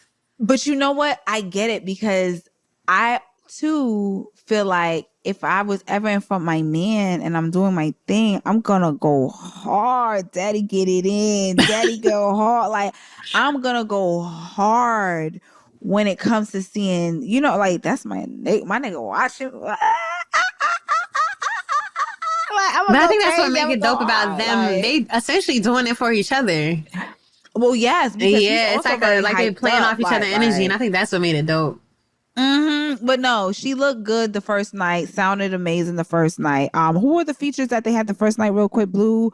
Nas came Beyonce, Blue. out. Oh, that was fire. Nas, That was a Jazzo, moment. Memphis That Bleak, was and a moment. Alicia. And the whole Jazzo bringing out, I know a little bit of the history behind that, but that was a good move for Jay-Z and Jazzo to do that. Bringing it back. Memphis Bleak, his day one, that's really really good. Shout out to A Keys popping out. I did see a lot of people talk about Nas coming out, which was very big. New York, two of what we can consider New York's finest in rap. Mm-hmm. Legends who contributed to rap. I mean, that was just amazing to see, And then that they was like amazing. ad-libbing each other's music. I thought that was fly, That's considering they was hard. beefing. Considering the beef. Yeah. You know what I'm saying? Like, these niggas hated each other at a point in time. Maybe they still do a little bit. But it's like, for y'all to come out and perform. And Nas, I remember they had that performance a while back where Jay-Z did like the intimate, like orchestra kind of performance or whatever, and Nas popped out. But this is hip hop in a stadium. You know what I'm saying? Two legends who went at it, but now can honor each other. Like, that's what it's about. Because them niggas in their 50s. It make no sense to be beefing. Unless you 50 Cent. That nigga, he'll keep a grudge Unless you forever. Dame Dash. And Dame Dash with the no teeth. Like, such a shame. Lost his mind and his teeth. Lost his mind. Night 2. You said Blueprint. You got Eminem, Pharrell, and Slick Rick that popped out, which was, really cute. It was very calm. It was a calm night. I will say though, it was a calm. Another it was cool. Favorite part of that night was them seats. My seat that night, oh my, I probably was like 1 of 1, 10 out of 10, no notes, perfect view, nothing obstructing, great breeze. Like, it's crazy too because I had posted a photo of the seat with where I was at, and the night before was I think it was like $300, and then the tweet that I had posted went viral. Next day, that same seat was $1,000.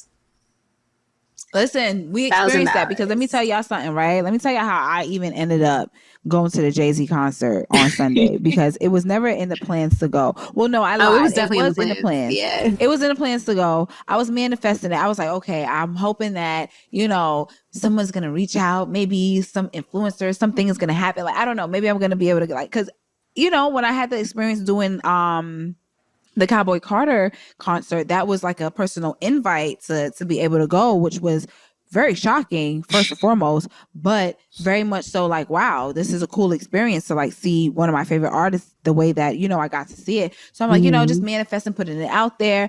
And then I started thinking, I'm like, as I'm looking at the tickets, right? Mind you, y'all, I'm gonna just be very even more honest with y'all. This is like my first concert. This is my first concert. Like on some, I've never been to a concert where I paid for a ticket myself type shit and I like experienced being online and getting merch and like I'm usually on the other side of things. No offense, not acting like I'm better than anyone, but I'm usually on the other side of things and I'm claustrophobic. I have very big anxiety, so I don't even like big crowds like that, to be honest. You can never catch me if I'm not escorted, VIP, talent. You probably won't ever catch me in big ass festivals and things like that because I don't like that environment unless I'm, like I said. But my first concert, and I'm like, you know what? I'm not gonna let anxiety and I'm not gonna allow the experience to stop me from experiencing it, if that makes sense. So I'm like, you know what, Jan, if you're gonna go on Sunday, because I don't think at that time you had a ticket yet. No, I had only planned for the Saturday show. Yes. So I'm like, Jan, if you're gonna go on Sunday, I'm gonna go on Sunday. And I remember you telling me, you was like, like da da da da da da da. And then I just was like, you know what? I'm looking at the tickets and I'm seeing them. And at that point in time, I felt like if I didn't pull the trigger then, we would have never went. I'm gonna be real with you. Because we was not about to pay that. I'm so sorry. We was not about to pay what came out after, okay? It was God like literally like, no, that's the price right now. Take it. I literally said, fuck it. Pull the trigger, bought 2 tickets. Hit Jan, said, yo, we going Sunday. We out. We out on Sunday. Treated her like she was one of my mains. Feel me? Thank you, Dada. No. Yo, get the fuck. No. But I'm like, yo, we're going on Sunday. And I'm gonna be honest with you, like from the ticket purchase, yo, I was so excited, y'all. Like my eyes was bright. I was smiling ear to ear because I'm like, wow, I'm about to go to a Jay-Z concert. This is crazy. Like, I can't believe I'm about to see, like, because Jay-Z's like one of my favorite rappers. You get what I'm saying? So for me to experience him in real time, some of the music that I grew up on, he so happened also is my dad's favorite rapper. That's how I even was introduced to him. So just to experience him live. And this last show, we knew nothing about nothing of what was going to happen. Yeah. We didn't know about the delay, which was fucking crazy. God. That's a story in and of itself, y'all. Just crazy of a delay. But I tell you one thing, when you talk about them seats, thank God. Because I'm going to tell y'all right now, y'all could be elitist and y'all could be bougie all y'all want. Y'all could be in the VIPs, whatever. Them $1,000 standers, I was not with none of that shit. Okay, when they had the little standing room by the pit or whatever. I ain't gonna hold you. Even the seated shit. Because when I saw a lot of people photos after, and I saw like not only were they not like, it looked like a sea. They weren't the comfortable black chairs that had like the little cushion. They were the fucking metal tan chairs. I'm not paying the wrestling chairs. $1,000 for that. I'm so sorry. Respectfully, I'm so sorry. I'm so sorry. And it don't come. What does it come with? Does it come with food, drink? Like what we doing? Like what's No, from sorry, the nosebleeds. Absolutely, in my great nosebleed seat. And where we sat was actually really good as well too. I think the seating was immaculate for my first time. Like we were like dead honestly, on. I think like right in the center. We didn't have nothing blocking the view. Like there was no poles, nothing. Like we literally had a very clear view. It was amazing. Round of applause for me being able to book good ticket seats immediately for my first time. Like honestly, like very, very proud of myself. And we experienced that shit. Like I met Jan. Like I'm gonna talk about experience, like taking the train, because that's what you had to do. You could not take. I mean, if you wanted to take a car, cool. But the thing of the experience was really taking the train, especially like Jan said when she went that night and seeing, you know, people at every stop get on. Oh, more girl! and more, so we had to like we planned out yeah, everything based off of that first night that I went. Because the other thing too is we were initially just gonna meet closer to the stadium. Because where I was staying at was like deep in Brooklyn. So I'm like, let me take the train just to see like what this is looking like. And where I was so deep that there literally was nobody else on the train. So I got a seat. So I'm thinking like, oh, maybe because I actually also left kind of late. Like I left around like 6:30, like damn, kind of pushing it. So I'm assuming there wasn't going to be many people on the train because I'm thinking everybody already there. Yeah. By the time you get to 34th Street, girl, it was just like, oh yeah, nah, sister, you're gonna come to Brooklyn and we're gonna take the train from Brooklyn. Otherwise, we're gonna be packed like sardines with nowhere to sit for the entire 45-minute ride, and I'm not doing that. Yes. But I would say 3s around this bitch is a very big, powerful number because the night was 3, number one, and the flow of how we even got to the show and everything was flawless because we got on the train, number one, we got seated. And the train was express. Little did y'all know, the train was express because we got there in record time. Okay, you know what I'm I think saying? we got there in like 40 minutes.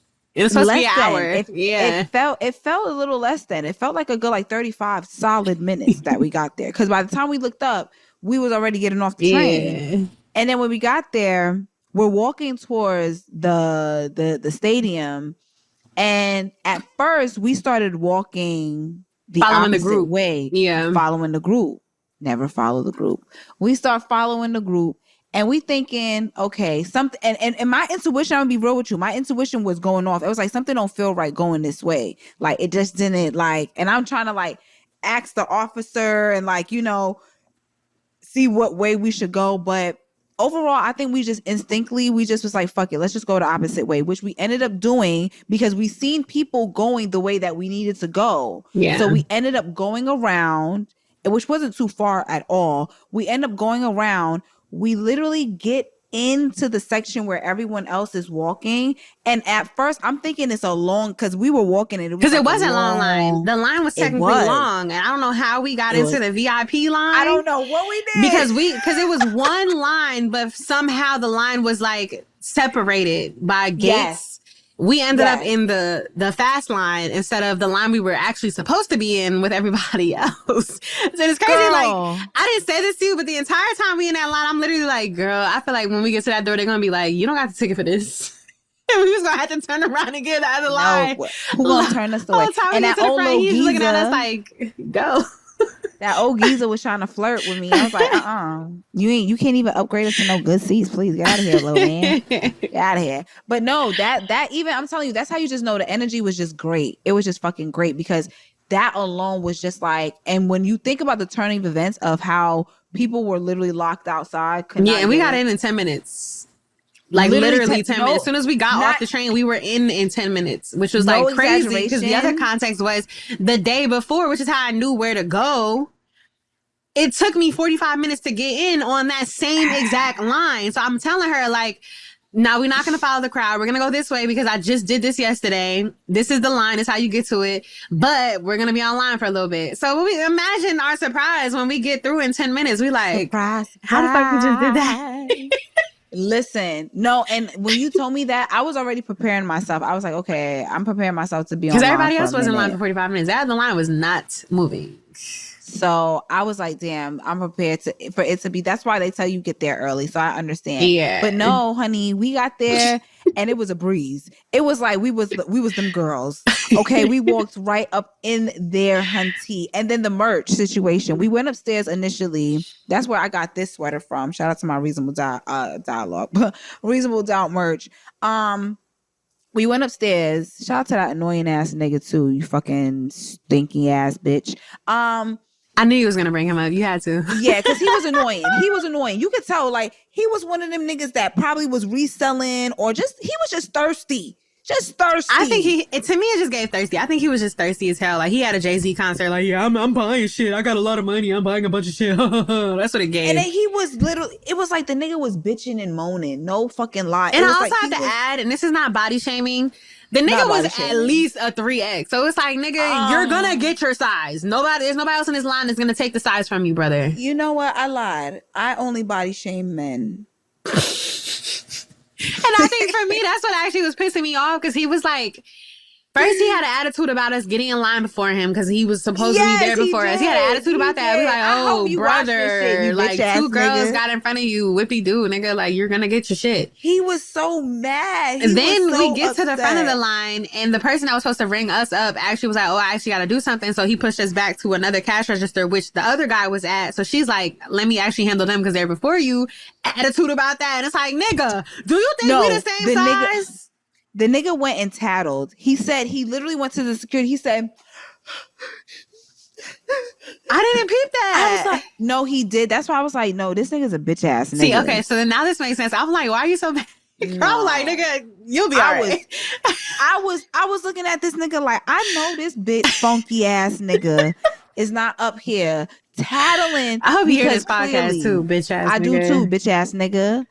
And I'm just like, you look stupid. Anyways, he like a 4X, matter of fact. Ain't nobody got your size, bitch. Be glad. Anyways, so we go in the merch line. We get the merch. We still got plenty of time. Mad you know time, what I'm saying? might add. It's probably like 7 o'clock by the time we finish with her merch. Yes. So we still got an hour. We have the anticipation, right, that the show starts at 8. Not the show, but like the pre-show. Yeah. The pre-show starts at 8. And then the show's supposed to start around 9:30. You know what I'm saying? Maybe 10. I don't know. But we get to downstairs merch line and we ended up going on this long ass motherfucking merch line. And then one of our friends, shout out to Sam and all of our good friends that popped out that we've seen at the stadium. She's like, let's go to the actual store. And I'm like, there's a store? Huh. We literally cut the wait time of us being there on the fucking merch line. And I'm only telling y'all this just to show you how smooth everything went. I know people had hours upon hours waiting. There was like 2 hours waiting for merch. No. That was not our experience. We literally got on the store line. I'm telling you, it's like VIP for real. Like y'all, we actually got VIP for a very, very discounted price. Might I add. We got on the merch line. when I say like 20 minutes tops waiting in line, we got in, we got our shit. And we got the shit that got we out. wanted. That's the other thing. The Because shit. the reason why That's we the went most to important that part. store was Yes. because, so the night I was there before, when you go to most concerts, you are able to purchase merch after. That's usually how they go. So I wanted that Fear of God hoodie. So I was like, well, I'm not going to be carrying this shit the whole time I'm here. So I'm going to get it after the show. After the show, they shut everything down. So when we went upstairs the second night, I'm like, I want that hoodie.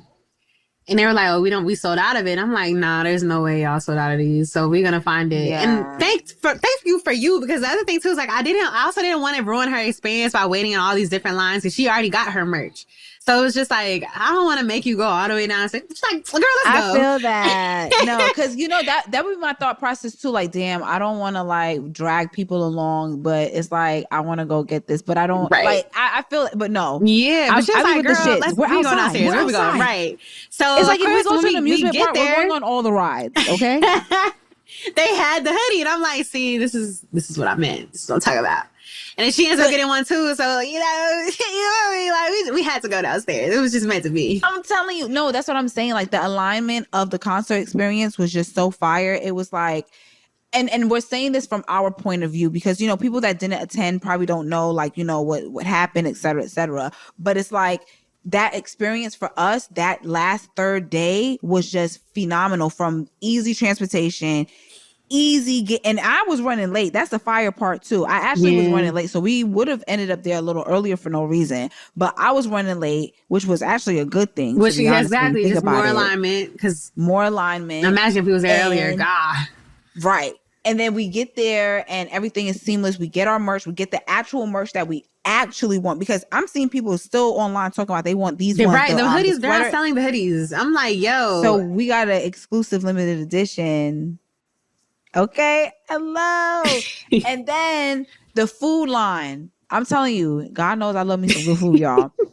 I was hungry and I'm like, I want to get some food. There was a line that was long as shit for the food. And I'm like, I'm not trying to wait in that line, to be honest. But then I looked on the other side, because, people group think. People don't really be like, like going the same way everyone go. No, let's go the opposite way. Like, legitly, I seen the line was not even existing on the other side. And I'm like, are they selling the same thing? I realized that they selling the same thing. I said, hold on now.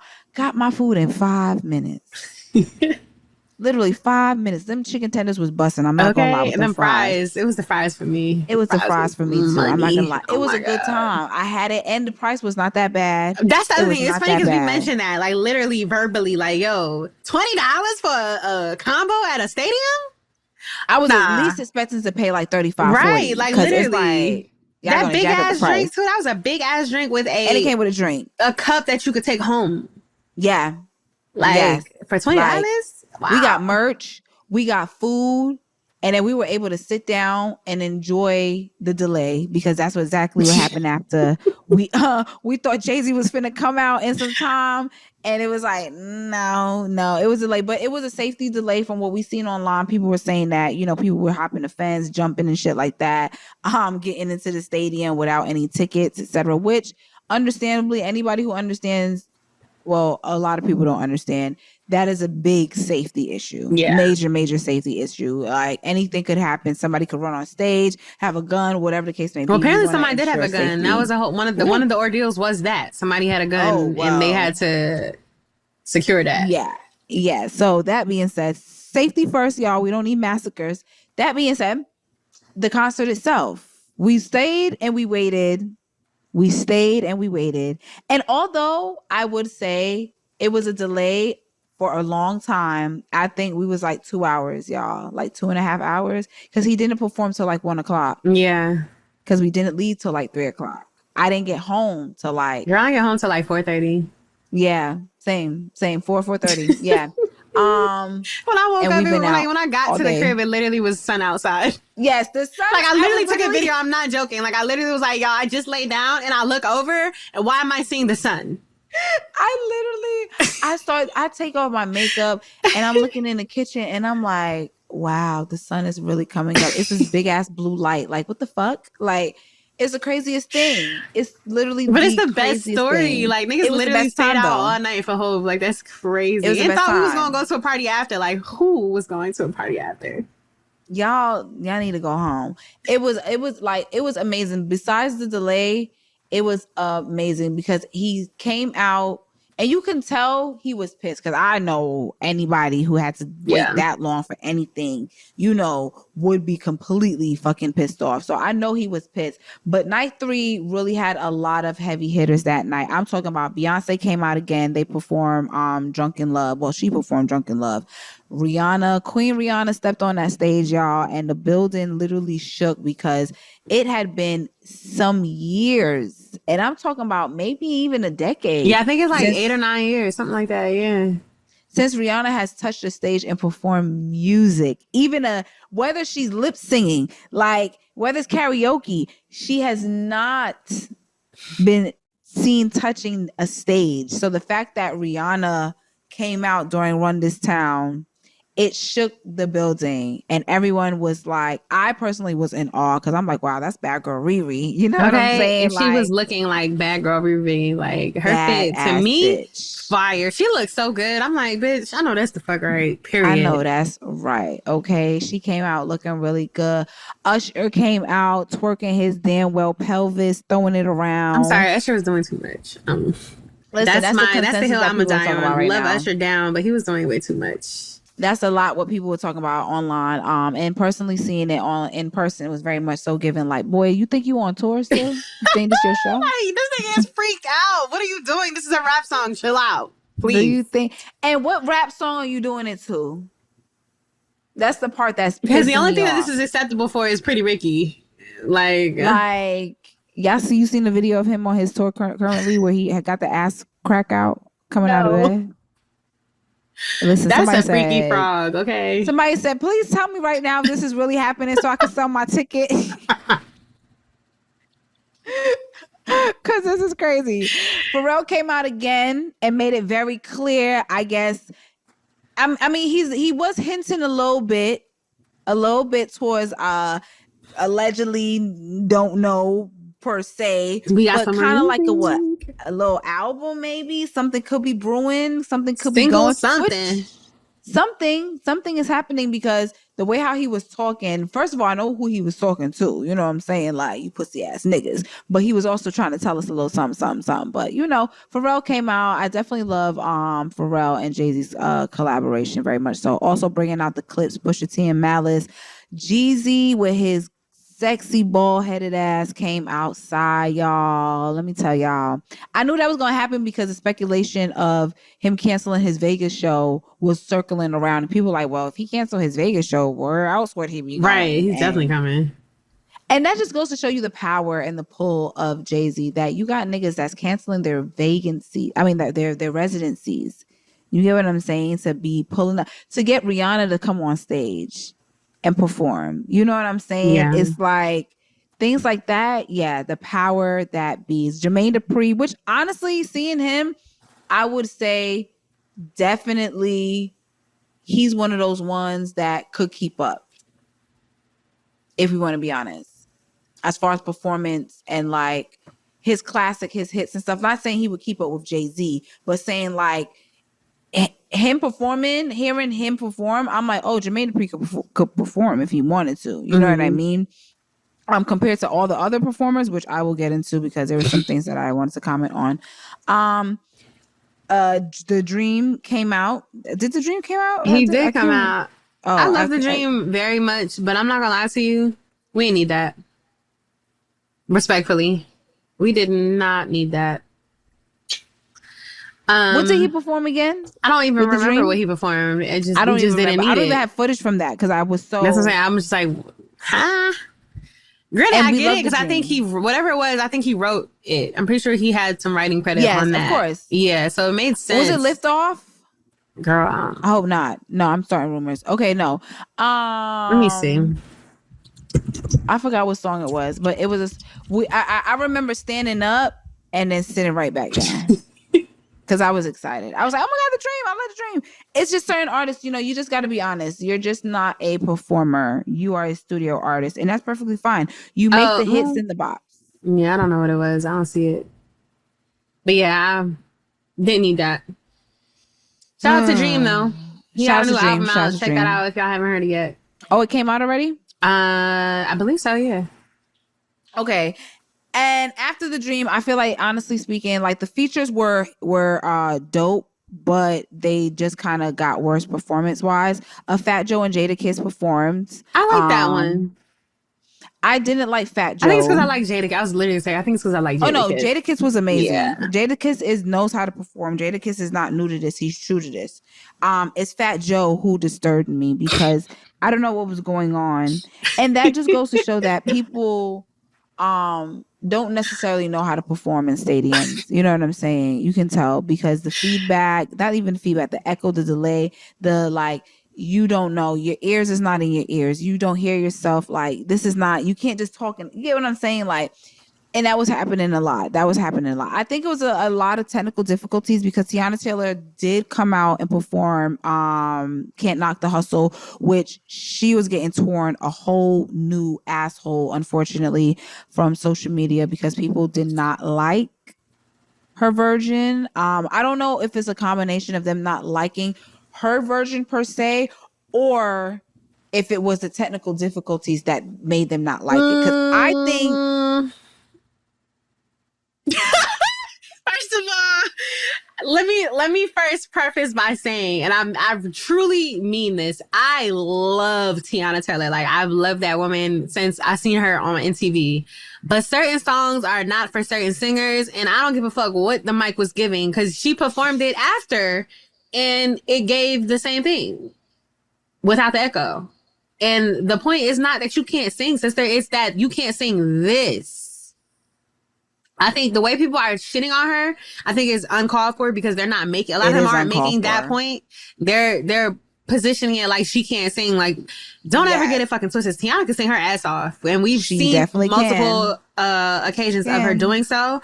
But I think this particular song required a powerhouse vocalist, but she is not.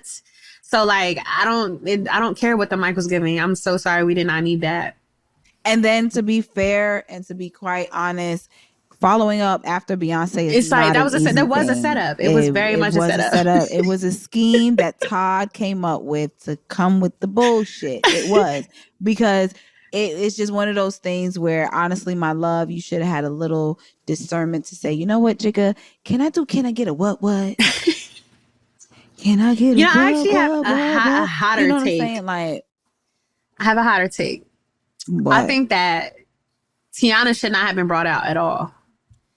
Because I think that in her case, so I have mixed feelings about it because I get why they brought her out. She's having a big ass year. She's from New York. It makes sense in that sense.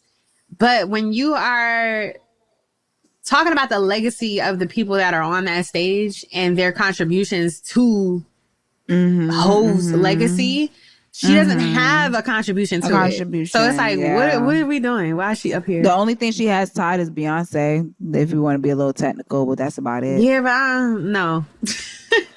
Yeah, no, I know. So it was just like, it kind of was just like, what is she up here for? What was the reason for her to even be present in the connection? Yeah, like, and that's like, not even discrediting her because that's like she's having a great year. She's been her for a long time. But I think again, like we talking about legacy, she do not match the legacy that was on that stage. Even if she could sing, I don't know if I would want to see Tiana Taylor up there with the rest of that lineup. Like it don't match. Yeah. I would have to be very transparent and honest with you, sister girl. I'm right with you when you're right. And you're right on this part. But she did seem like she was having some technical difficulties. Yeah. If we can be honest as well. But also, I can agree two things are true. At the same time, the song is just not something for her to, in fact, perform. And we'll leave it at that. Yeah. And last but not least, Swiss Beats. He came out. I think Swiss had a little problem himself. He forgot his lyrics.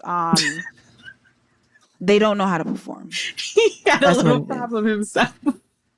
I will say on the bright side of that, and I know it wasn't intentional, but one thing I did appreciate, like kind of back on the theme of like just seeing family on a big stage like that. Like I did like that first night was Alicia Keys, last night was Swiss, their husband and wife. Like I thought that was fly. Yeah, that's cool. That's pretty decent. Yeah. But that's it.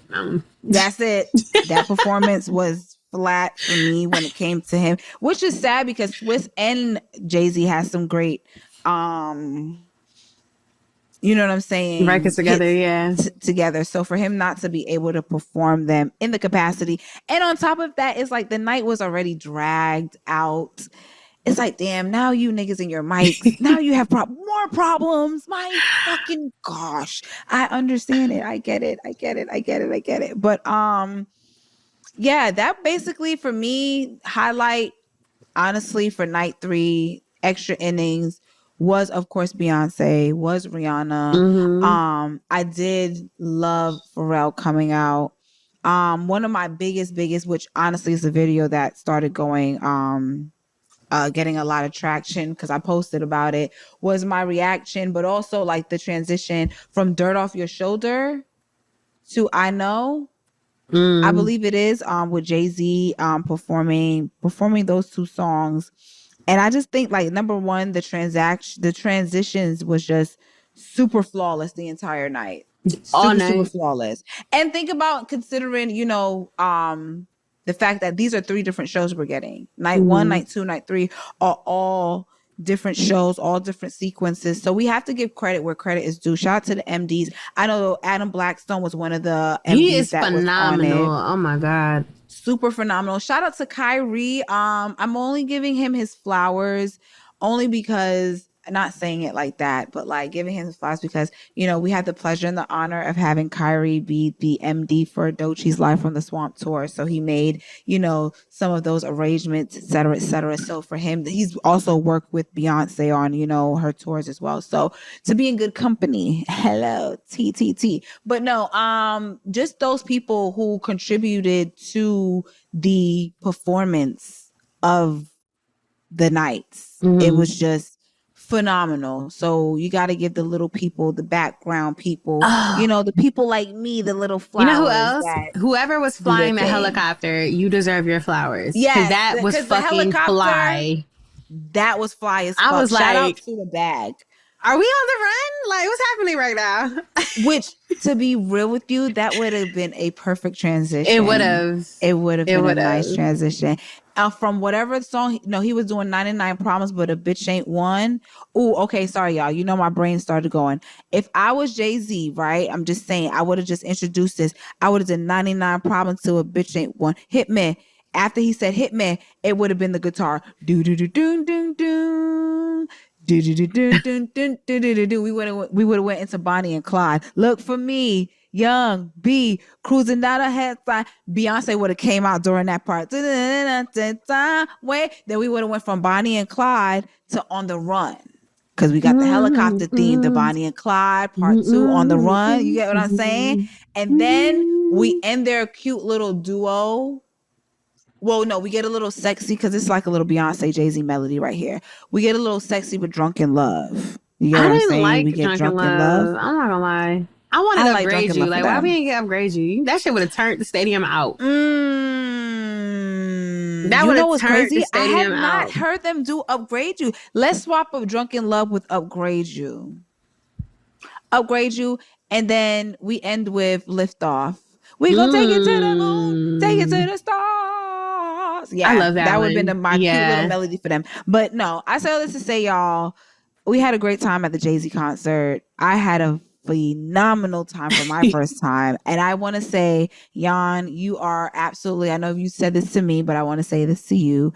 You are absolutely the best concert buddy that a girl can ask for. You really helped me feel like not alone, because I don't really go out places like that with an entourage or like a group of people. I'm usually solo dolo, but it felt good to have somebody who I can just wall out with and just have a good time and just like, you know what I'm saying? Like, I'm sure if there was something going on after that was meaningful, you would be with the shits low key. You know what I'm saying? I was gonna be with the shits. That's why I was like, but as soon as it hit like 3, I'm like, I'm not with the shits. I'm going to bed. I'm sorry, sister. Yeah, you know what I'm saying? So it's like 1 o'clock like it was supposed to be. Oh, I was with the shits. We was out. We would have been outside for real. But it just feels good to be with somebody who you could go to a show with, a concert with, and really enjoy it. Even the delay, like I'm telling you, like Let me tell we y'all, would have that entire never delay, made me it and Milan through. was sitting in the stands, one, eating our amazing chicken tenders and fries. And then Yes. two, we sitting there brainstorming over how we would have did this set differently because they were playing this whack ass jazz music. Granted, so if it was to be played for the amount of time it was supposed to be played, because it was all the songs that he sampled, that was fly. But when you're Yeah. waiting for 3-4 hours and you're hearing the same It's shit on not. loop, it was like, y'all, how many times are we gonna hear this jazz song?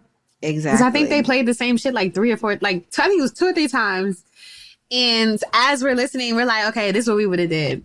Okay, this is, they should have put this out here. And then maybe you could have like all the, to kind of like sneak preview the features. You could do the instrumentals to their songs or samples of songs that they've done, so the people who really know their music be like, oh, I know who's coming out, because like we was just chilling.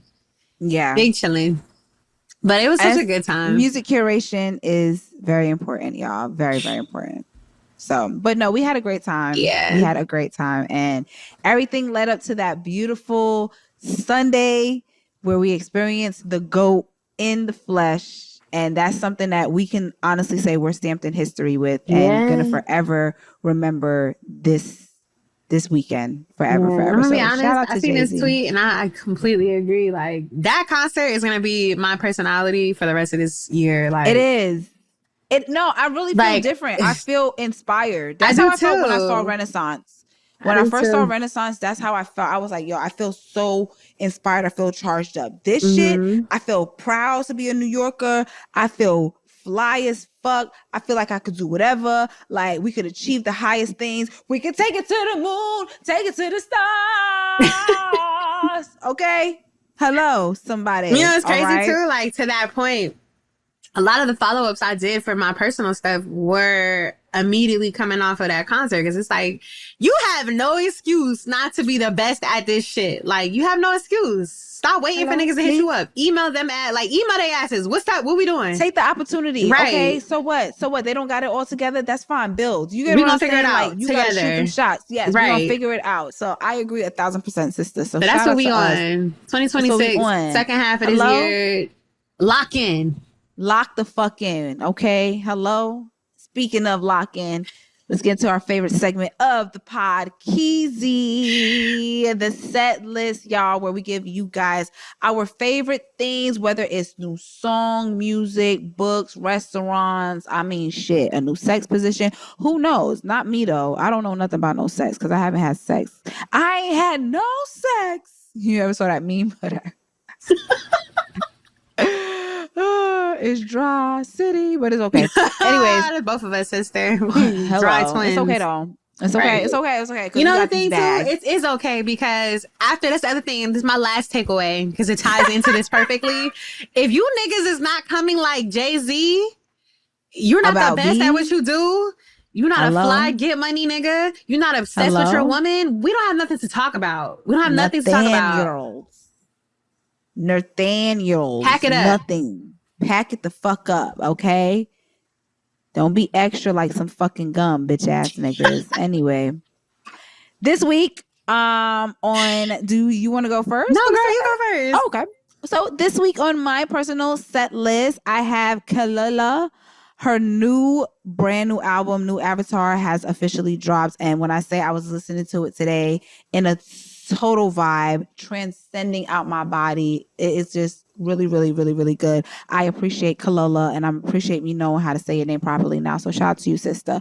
Chika, the Destroyer. I heard this artist on TikTok. I don't know how popular he is. I haven't really checked his stats or whatever, but I heard his song just randomly on TikTok because, TikTok does me good where they put me onto some, indie smaller artists. But I was listening to this artist named Chika the Destroyer, this single called Back and Forth. I heard it on TikTok and I immediately was like, commented, I'm going to go like this song. Cause I always do that. I always comment on the song. Like, I like it. I'm going to go at it. And I went to it and I'm like, ooh, this is a good vibe. Okay, so y'all go check out Chika the Destroyer, Back and Forth. Beyoncé finally dropped the song that we've all been listening to already. It's originally titled Dunk, but it's called Morning Dew now. Beyonce dropped her single Morning Dew for us Beehivers because listen, we've been ripped that song off the internet and been listening to it, especially the New Orleans bounce version. We've been had that beat, but it's okay. You deserve your coin and you shall get that. It's also Not charting. to mention, Have to add that. it is charting. It is. I mean, that just goes to show the power of Beyonce. She can just pop up, no single, and still give y'all hit. Okay. Also, I'm gonna put on the set list her "Can't Knock the Hustle" version because that is completely embedded into my brain. It's a part of my DNA moving forward. I love that version so much, so much. And you know, one stem from it that I do love too, when she sings and he said, it's Jay-Z, baby. I love when he says that part on the song too. Like, I just love it. I love that. Oh my God. Thank you guys. Okay. Sunday, I think this is called. It's probably Sunday. It's S-O-N-D. Yeah, it's probably Sunday. But I believe it's a gospel song. It's a really cute song that I heard randomly on the spot of the Fi. And I was like, yo, this is really nice. It's called Jesus Sometimes I, give you guys a little positivity in your little dark ass lives. That being said, TJ Black, I don't know how to say this artist name, but it just says TJ Black. It looks like TJ Black. I don't know what the T stands for. Is it to go black? Is it Tugga Black? Like, I don't know, but I think it's TJ Black. The song is called Stop It. It's two girls, I believe, who's singing it. I like the song very much so. Speaking of girls, Sister Sledge, going back to the old school, because every now and then I want to put some old school music on the mix of my set list. And Sister Sledge, I was listening to this song called Easier to Love, because I'm in my producer bag, so I'm listening to music a lot differently. And this is one of the songs that was really catching my ear. The production, absolutely phenomenal. The arrangement, just chef's kiss. Shout out to Sister Sledge. A Afrobeats artist by the name of Vic Tony, if I'm saying his name correctly, please. Mm-hmm. I don't know. But the song Slick, baby, do you love me? Do you love me? Then I seen the preview for that song go viral on Twitter. I'm always catching things before they go viral, to be honest with you. But I seen when they are posted that because the visual itself is so beautiful. I love how it's color graded, or if that's the terminology for it. But I love the video itself. It looks really, really good. The snippet that they dropped.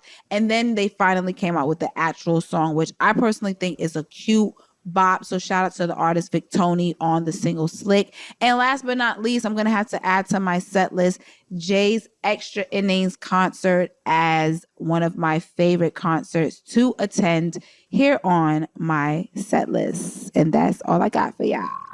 Mm-hmm. So leading or following right up with Jay-Z on my set list this week, I have the 444 album, which I must say aged beautifully. Also putting Jay-Z and Pharrell collaborations as a whole on my set list because, again, that was actually one of my favorite parts of the show on night 2 and night 3. And I also want to say particularly Jay-Z and Pharrell's performance of Allure. When I tell y'all, I was so fucking gagged seeing that live. Like, that's like my top 5 Jay-Z song ever. So like, so we're gonna put that on the set list too. Blue Ivy playing Feeling It on the piano on the set list because y'all know how I feel about that. Beyonce's Morning Dew is also on my set list. By the time this comes out, well, actually now, literally just came out. Masego's new album, Fix Your Face, is also on my set list. Beautiful album. I had the opportunity to interview him a couple weeks ago, so that's also out tonight on Pandora's Blueprint station. So if you have Pandora, definitely check that interview out. He got very deep into his personal life, his love life, his post house being burnt down in the LA fires life. He talked about a lot with me, and I actually really enjoyed talking to him. So shout out to him.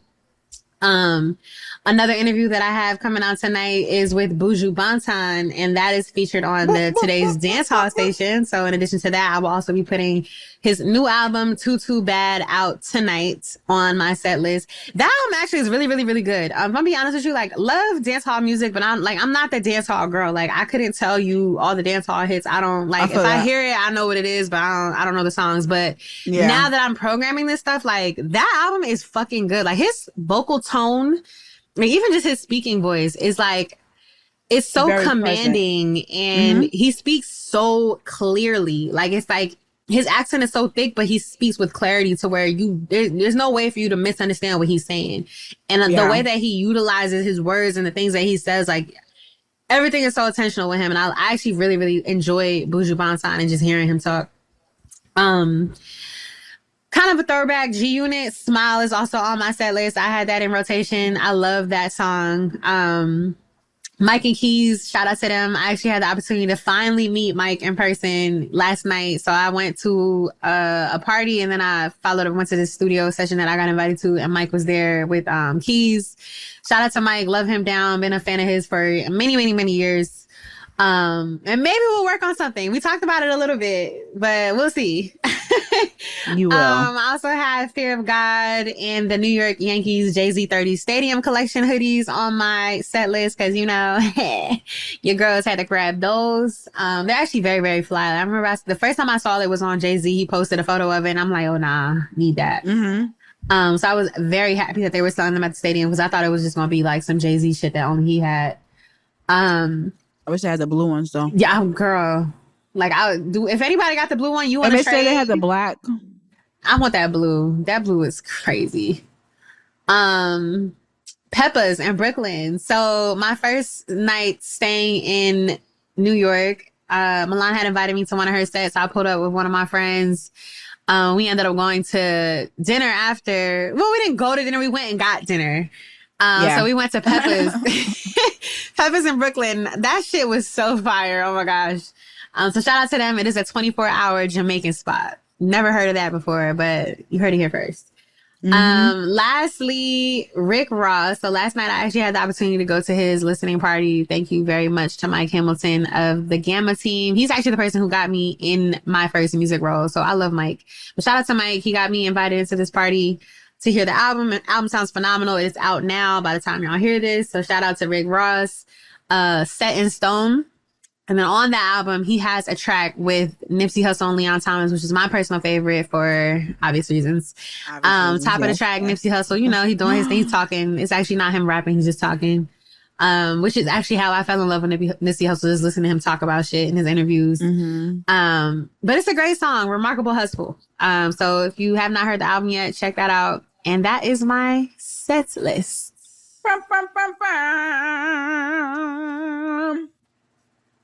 That is Reasonable Dialogue, episode 37. Yeah, we getting up there, girl. We getting up there, y'all. I think for our 50th, we should do something special. We should do another event for the community. Yeah, we should. We are. Stay tuned. Get us to episode 50 by continuing to support the podcast. You know, we have our YouTube channel that we put these live visual episodes for you guys as well on audio. You can check us out where podcasts are, you know, thriving on your Apples, your Spotify, and all the good things. Tidal, I don't know if Tidal has those things, but listen, wherever podcasts are held, that's where you can catch us. Okay, I'm your girl DJ Miss Milan, and I'm your girl Snead. Y'all niggas ain't gotta go home, but y'all gotta get the fuck out of here and leave the Yankee finish for the girls. Thank you. Appreciate y'all. And listen to some Jay-Z on your way out. All right, later. Bye. It's your girl DJ Miss Milan. And it's your girl Jan Snead. Thank you guys for tapping into another episode of the Reasonable Dialogue podcast. Thank you guys for tapping in every week and spending time with your favorite girls at the condo. We really, really appreciate the love you guys pour into us. And if you're rocking with the conversation, make sure you follow us on all socials. We are on Twitter, Instagram, and YouTube at Reasonable Dialogue. And be sure to rate, subscribe, comment, like, tell a friend and tell a friend. And be sure to stay reasonable.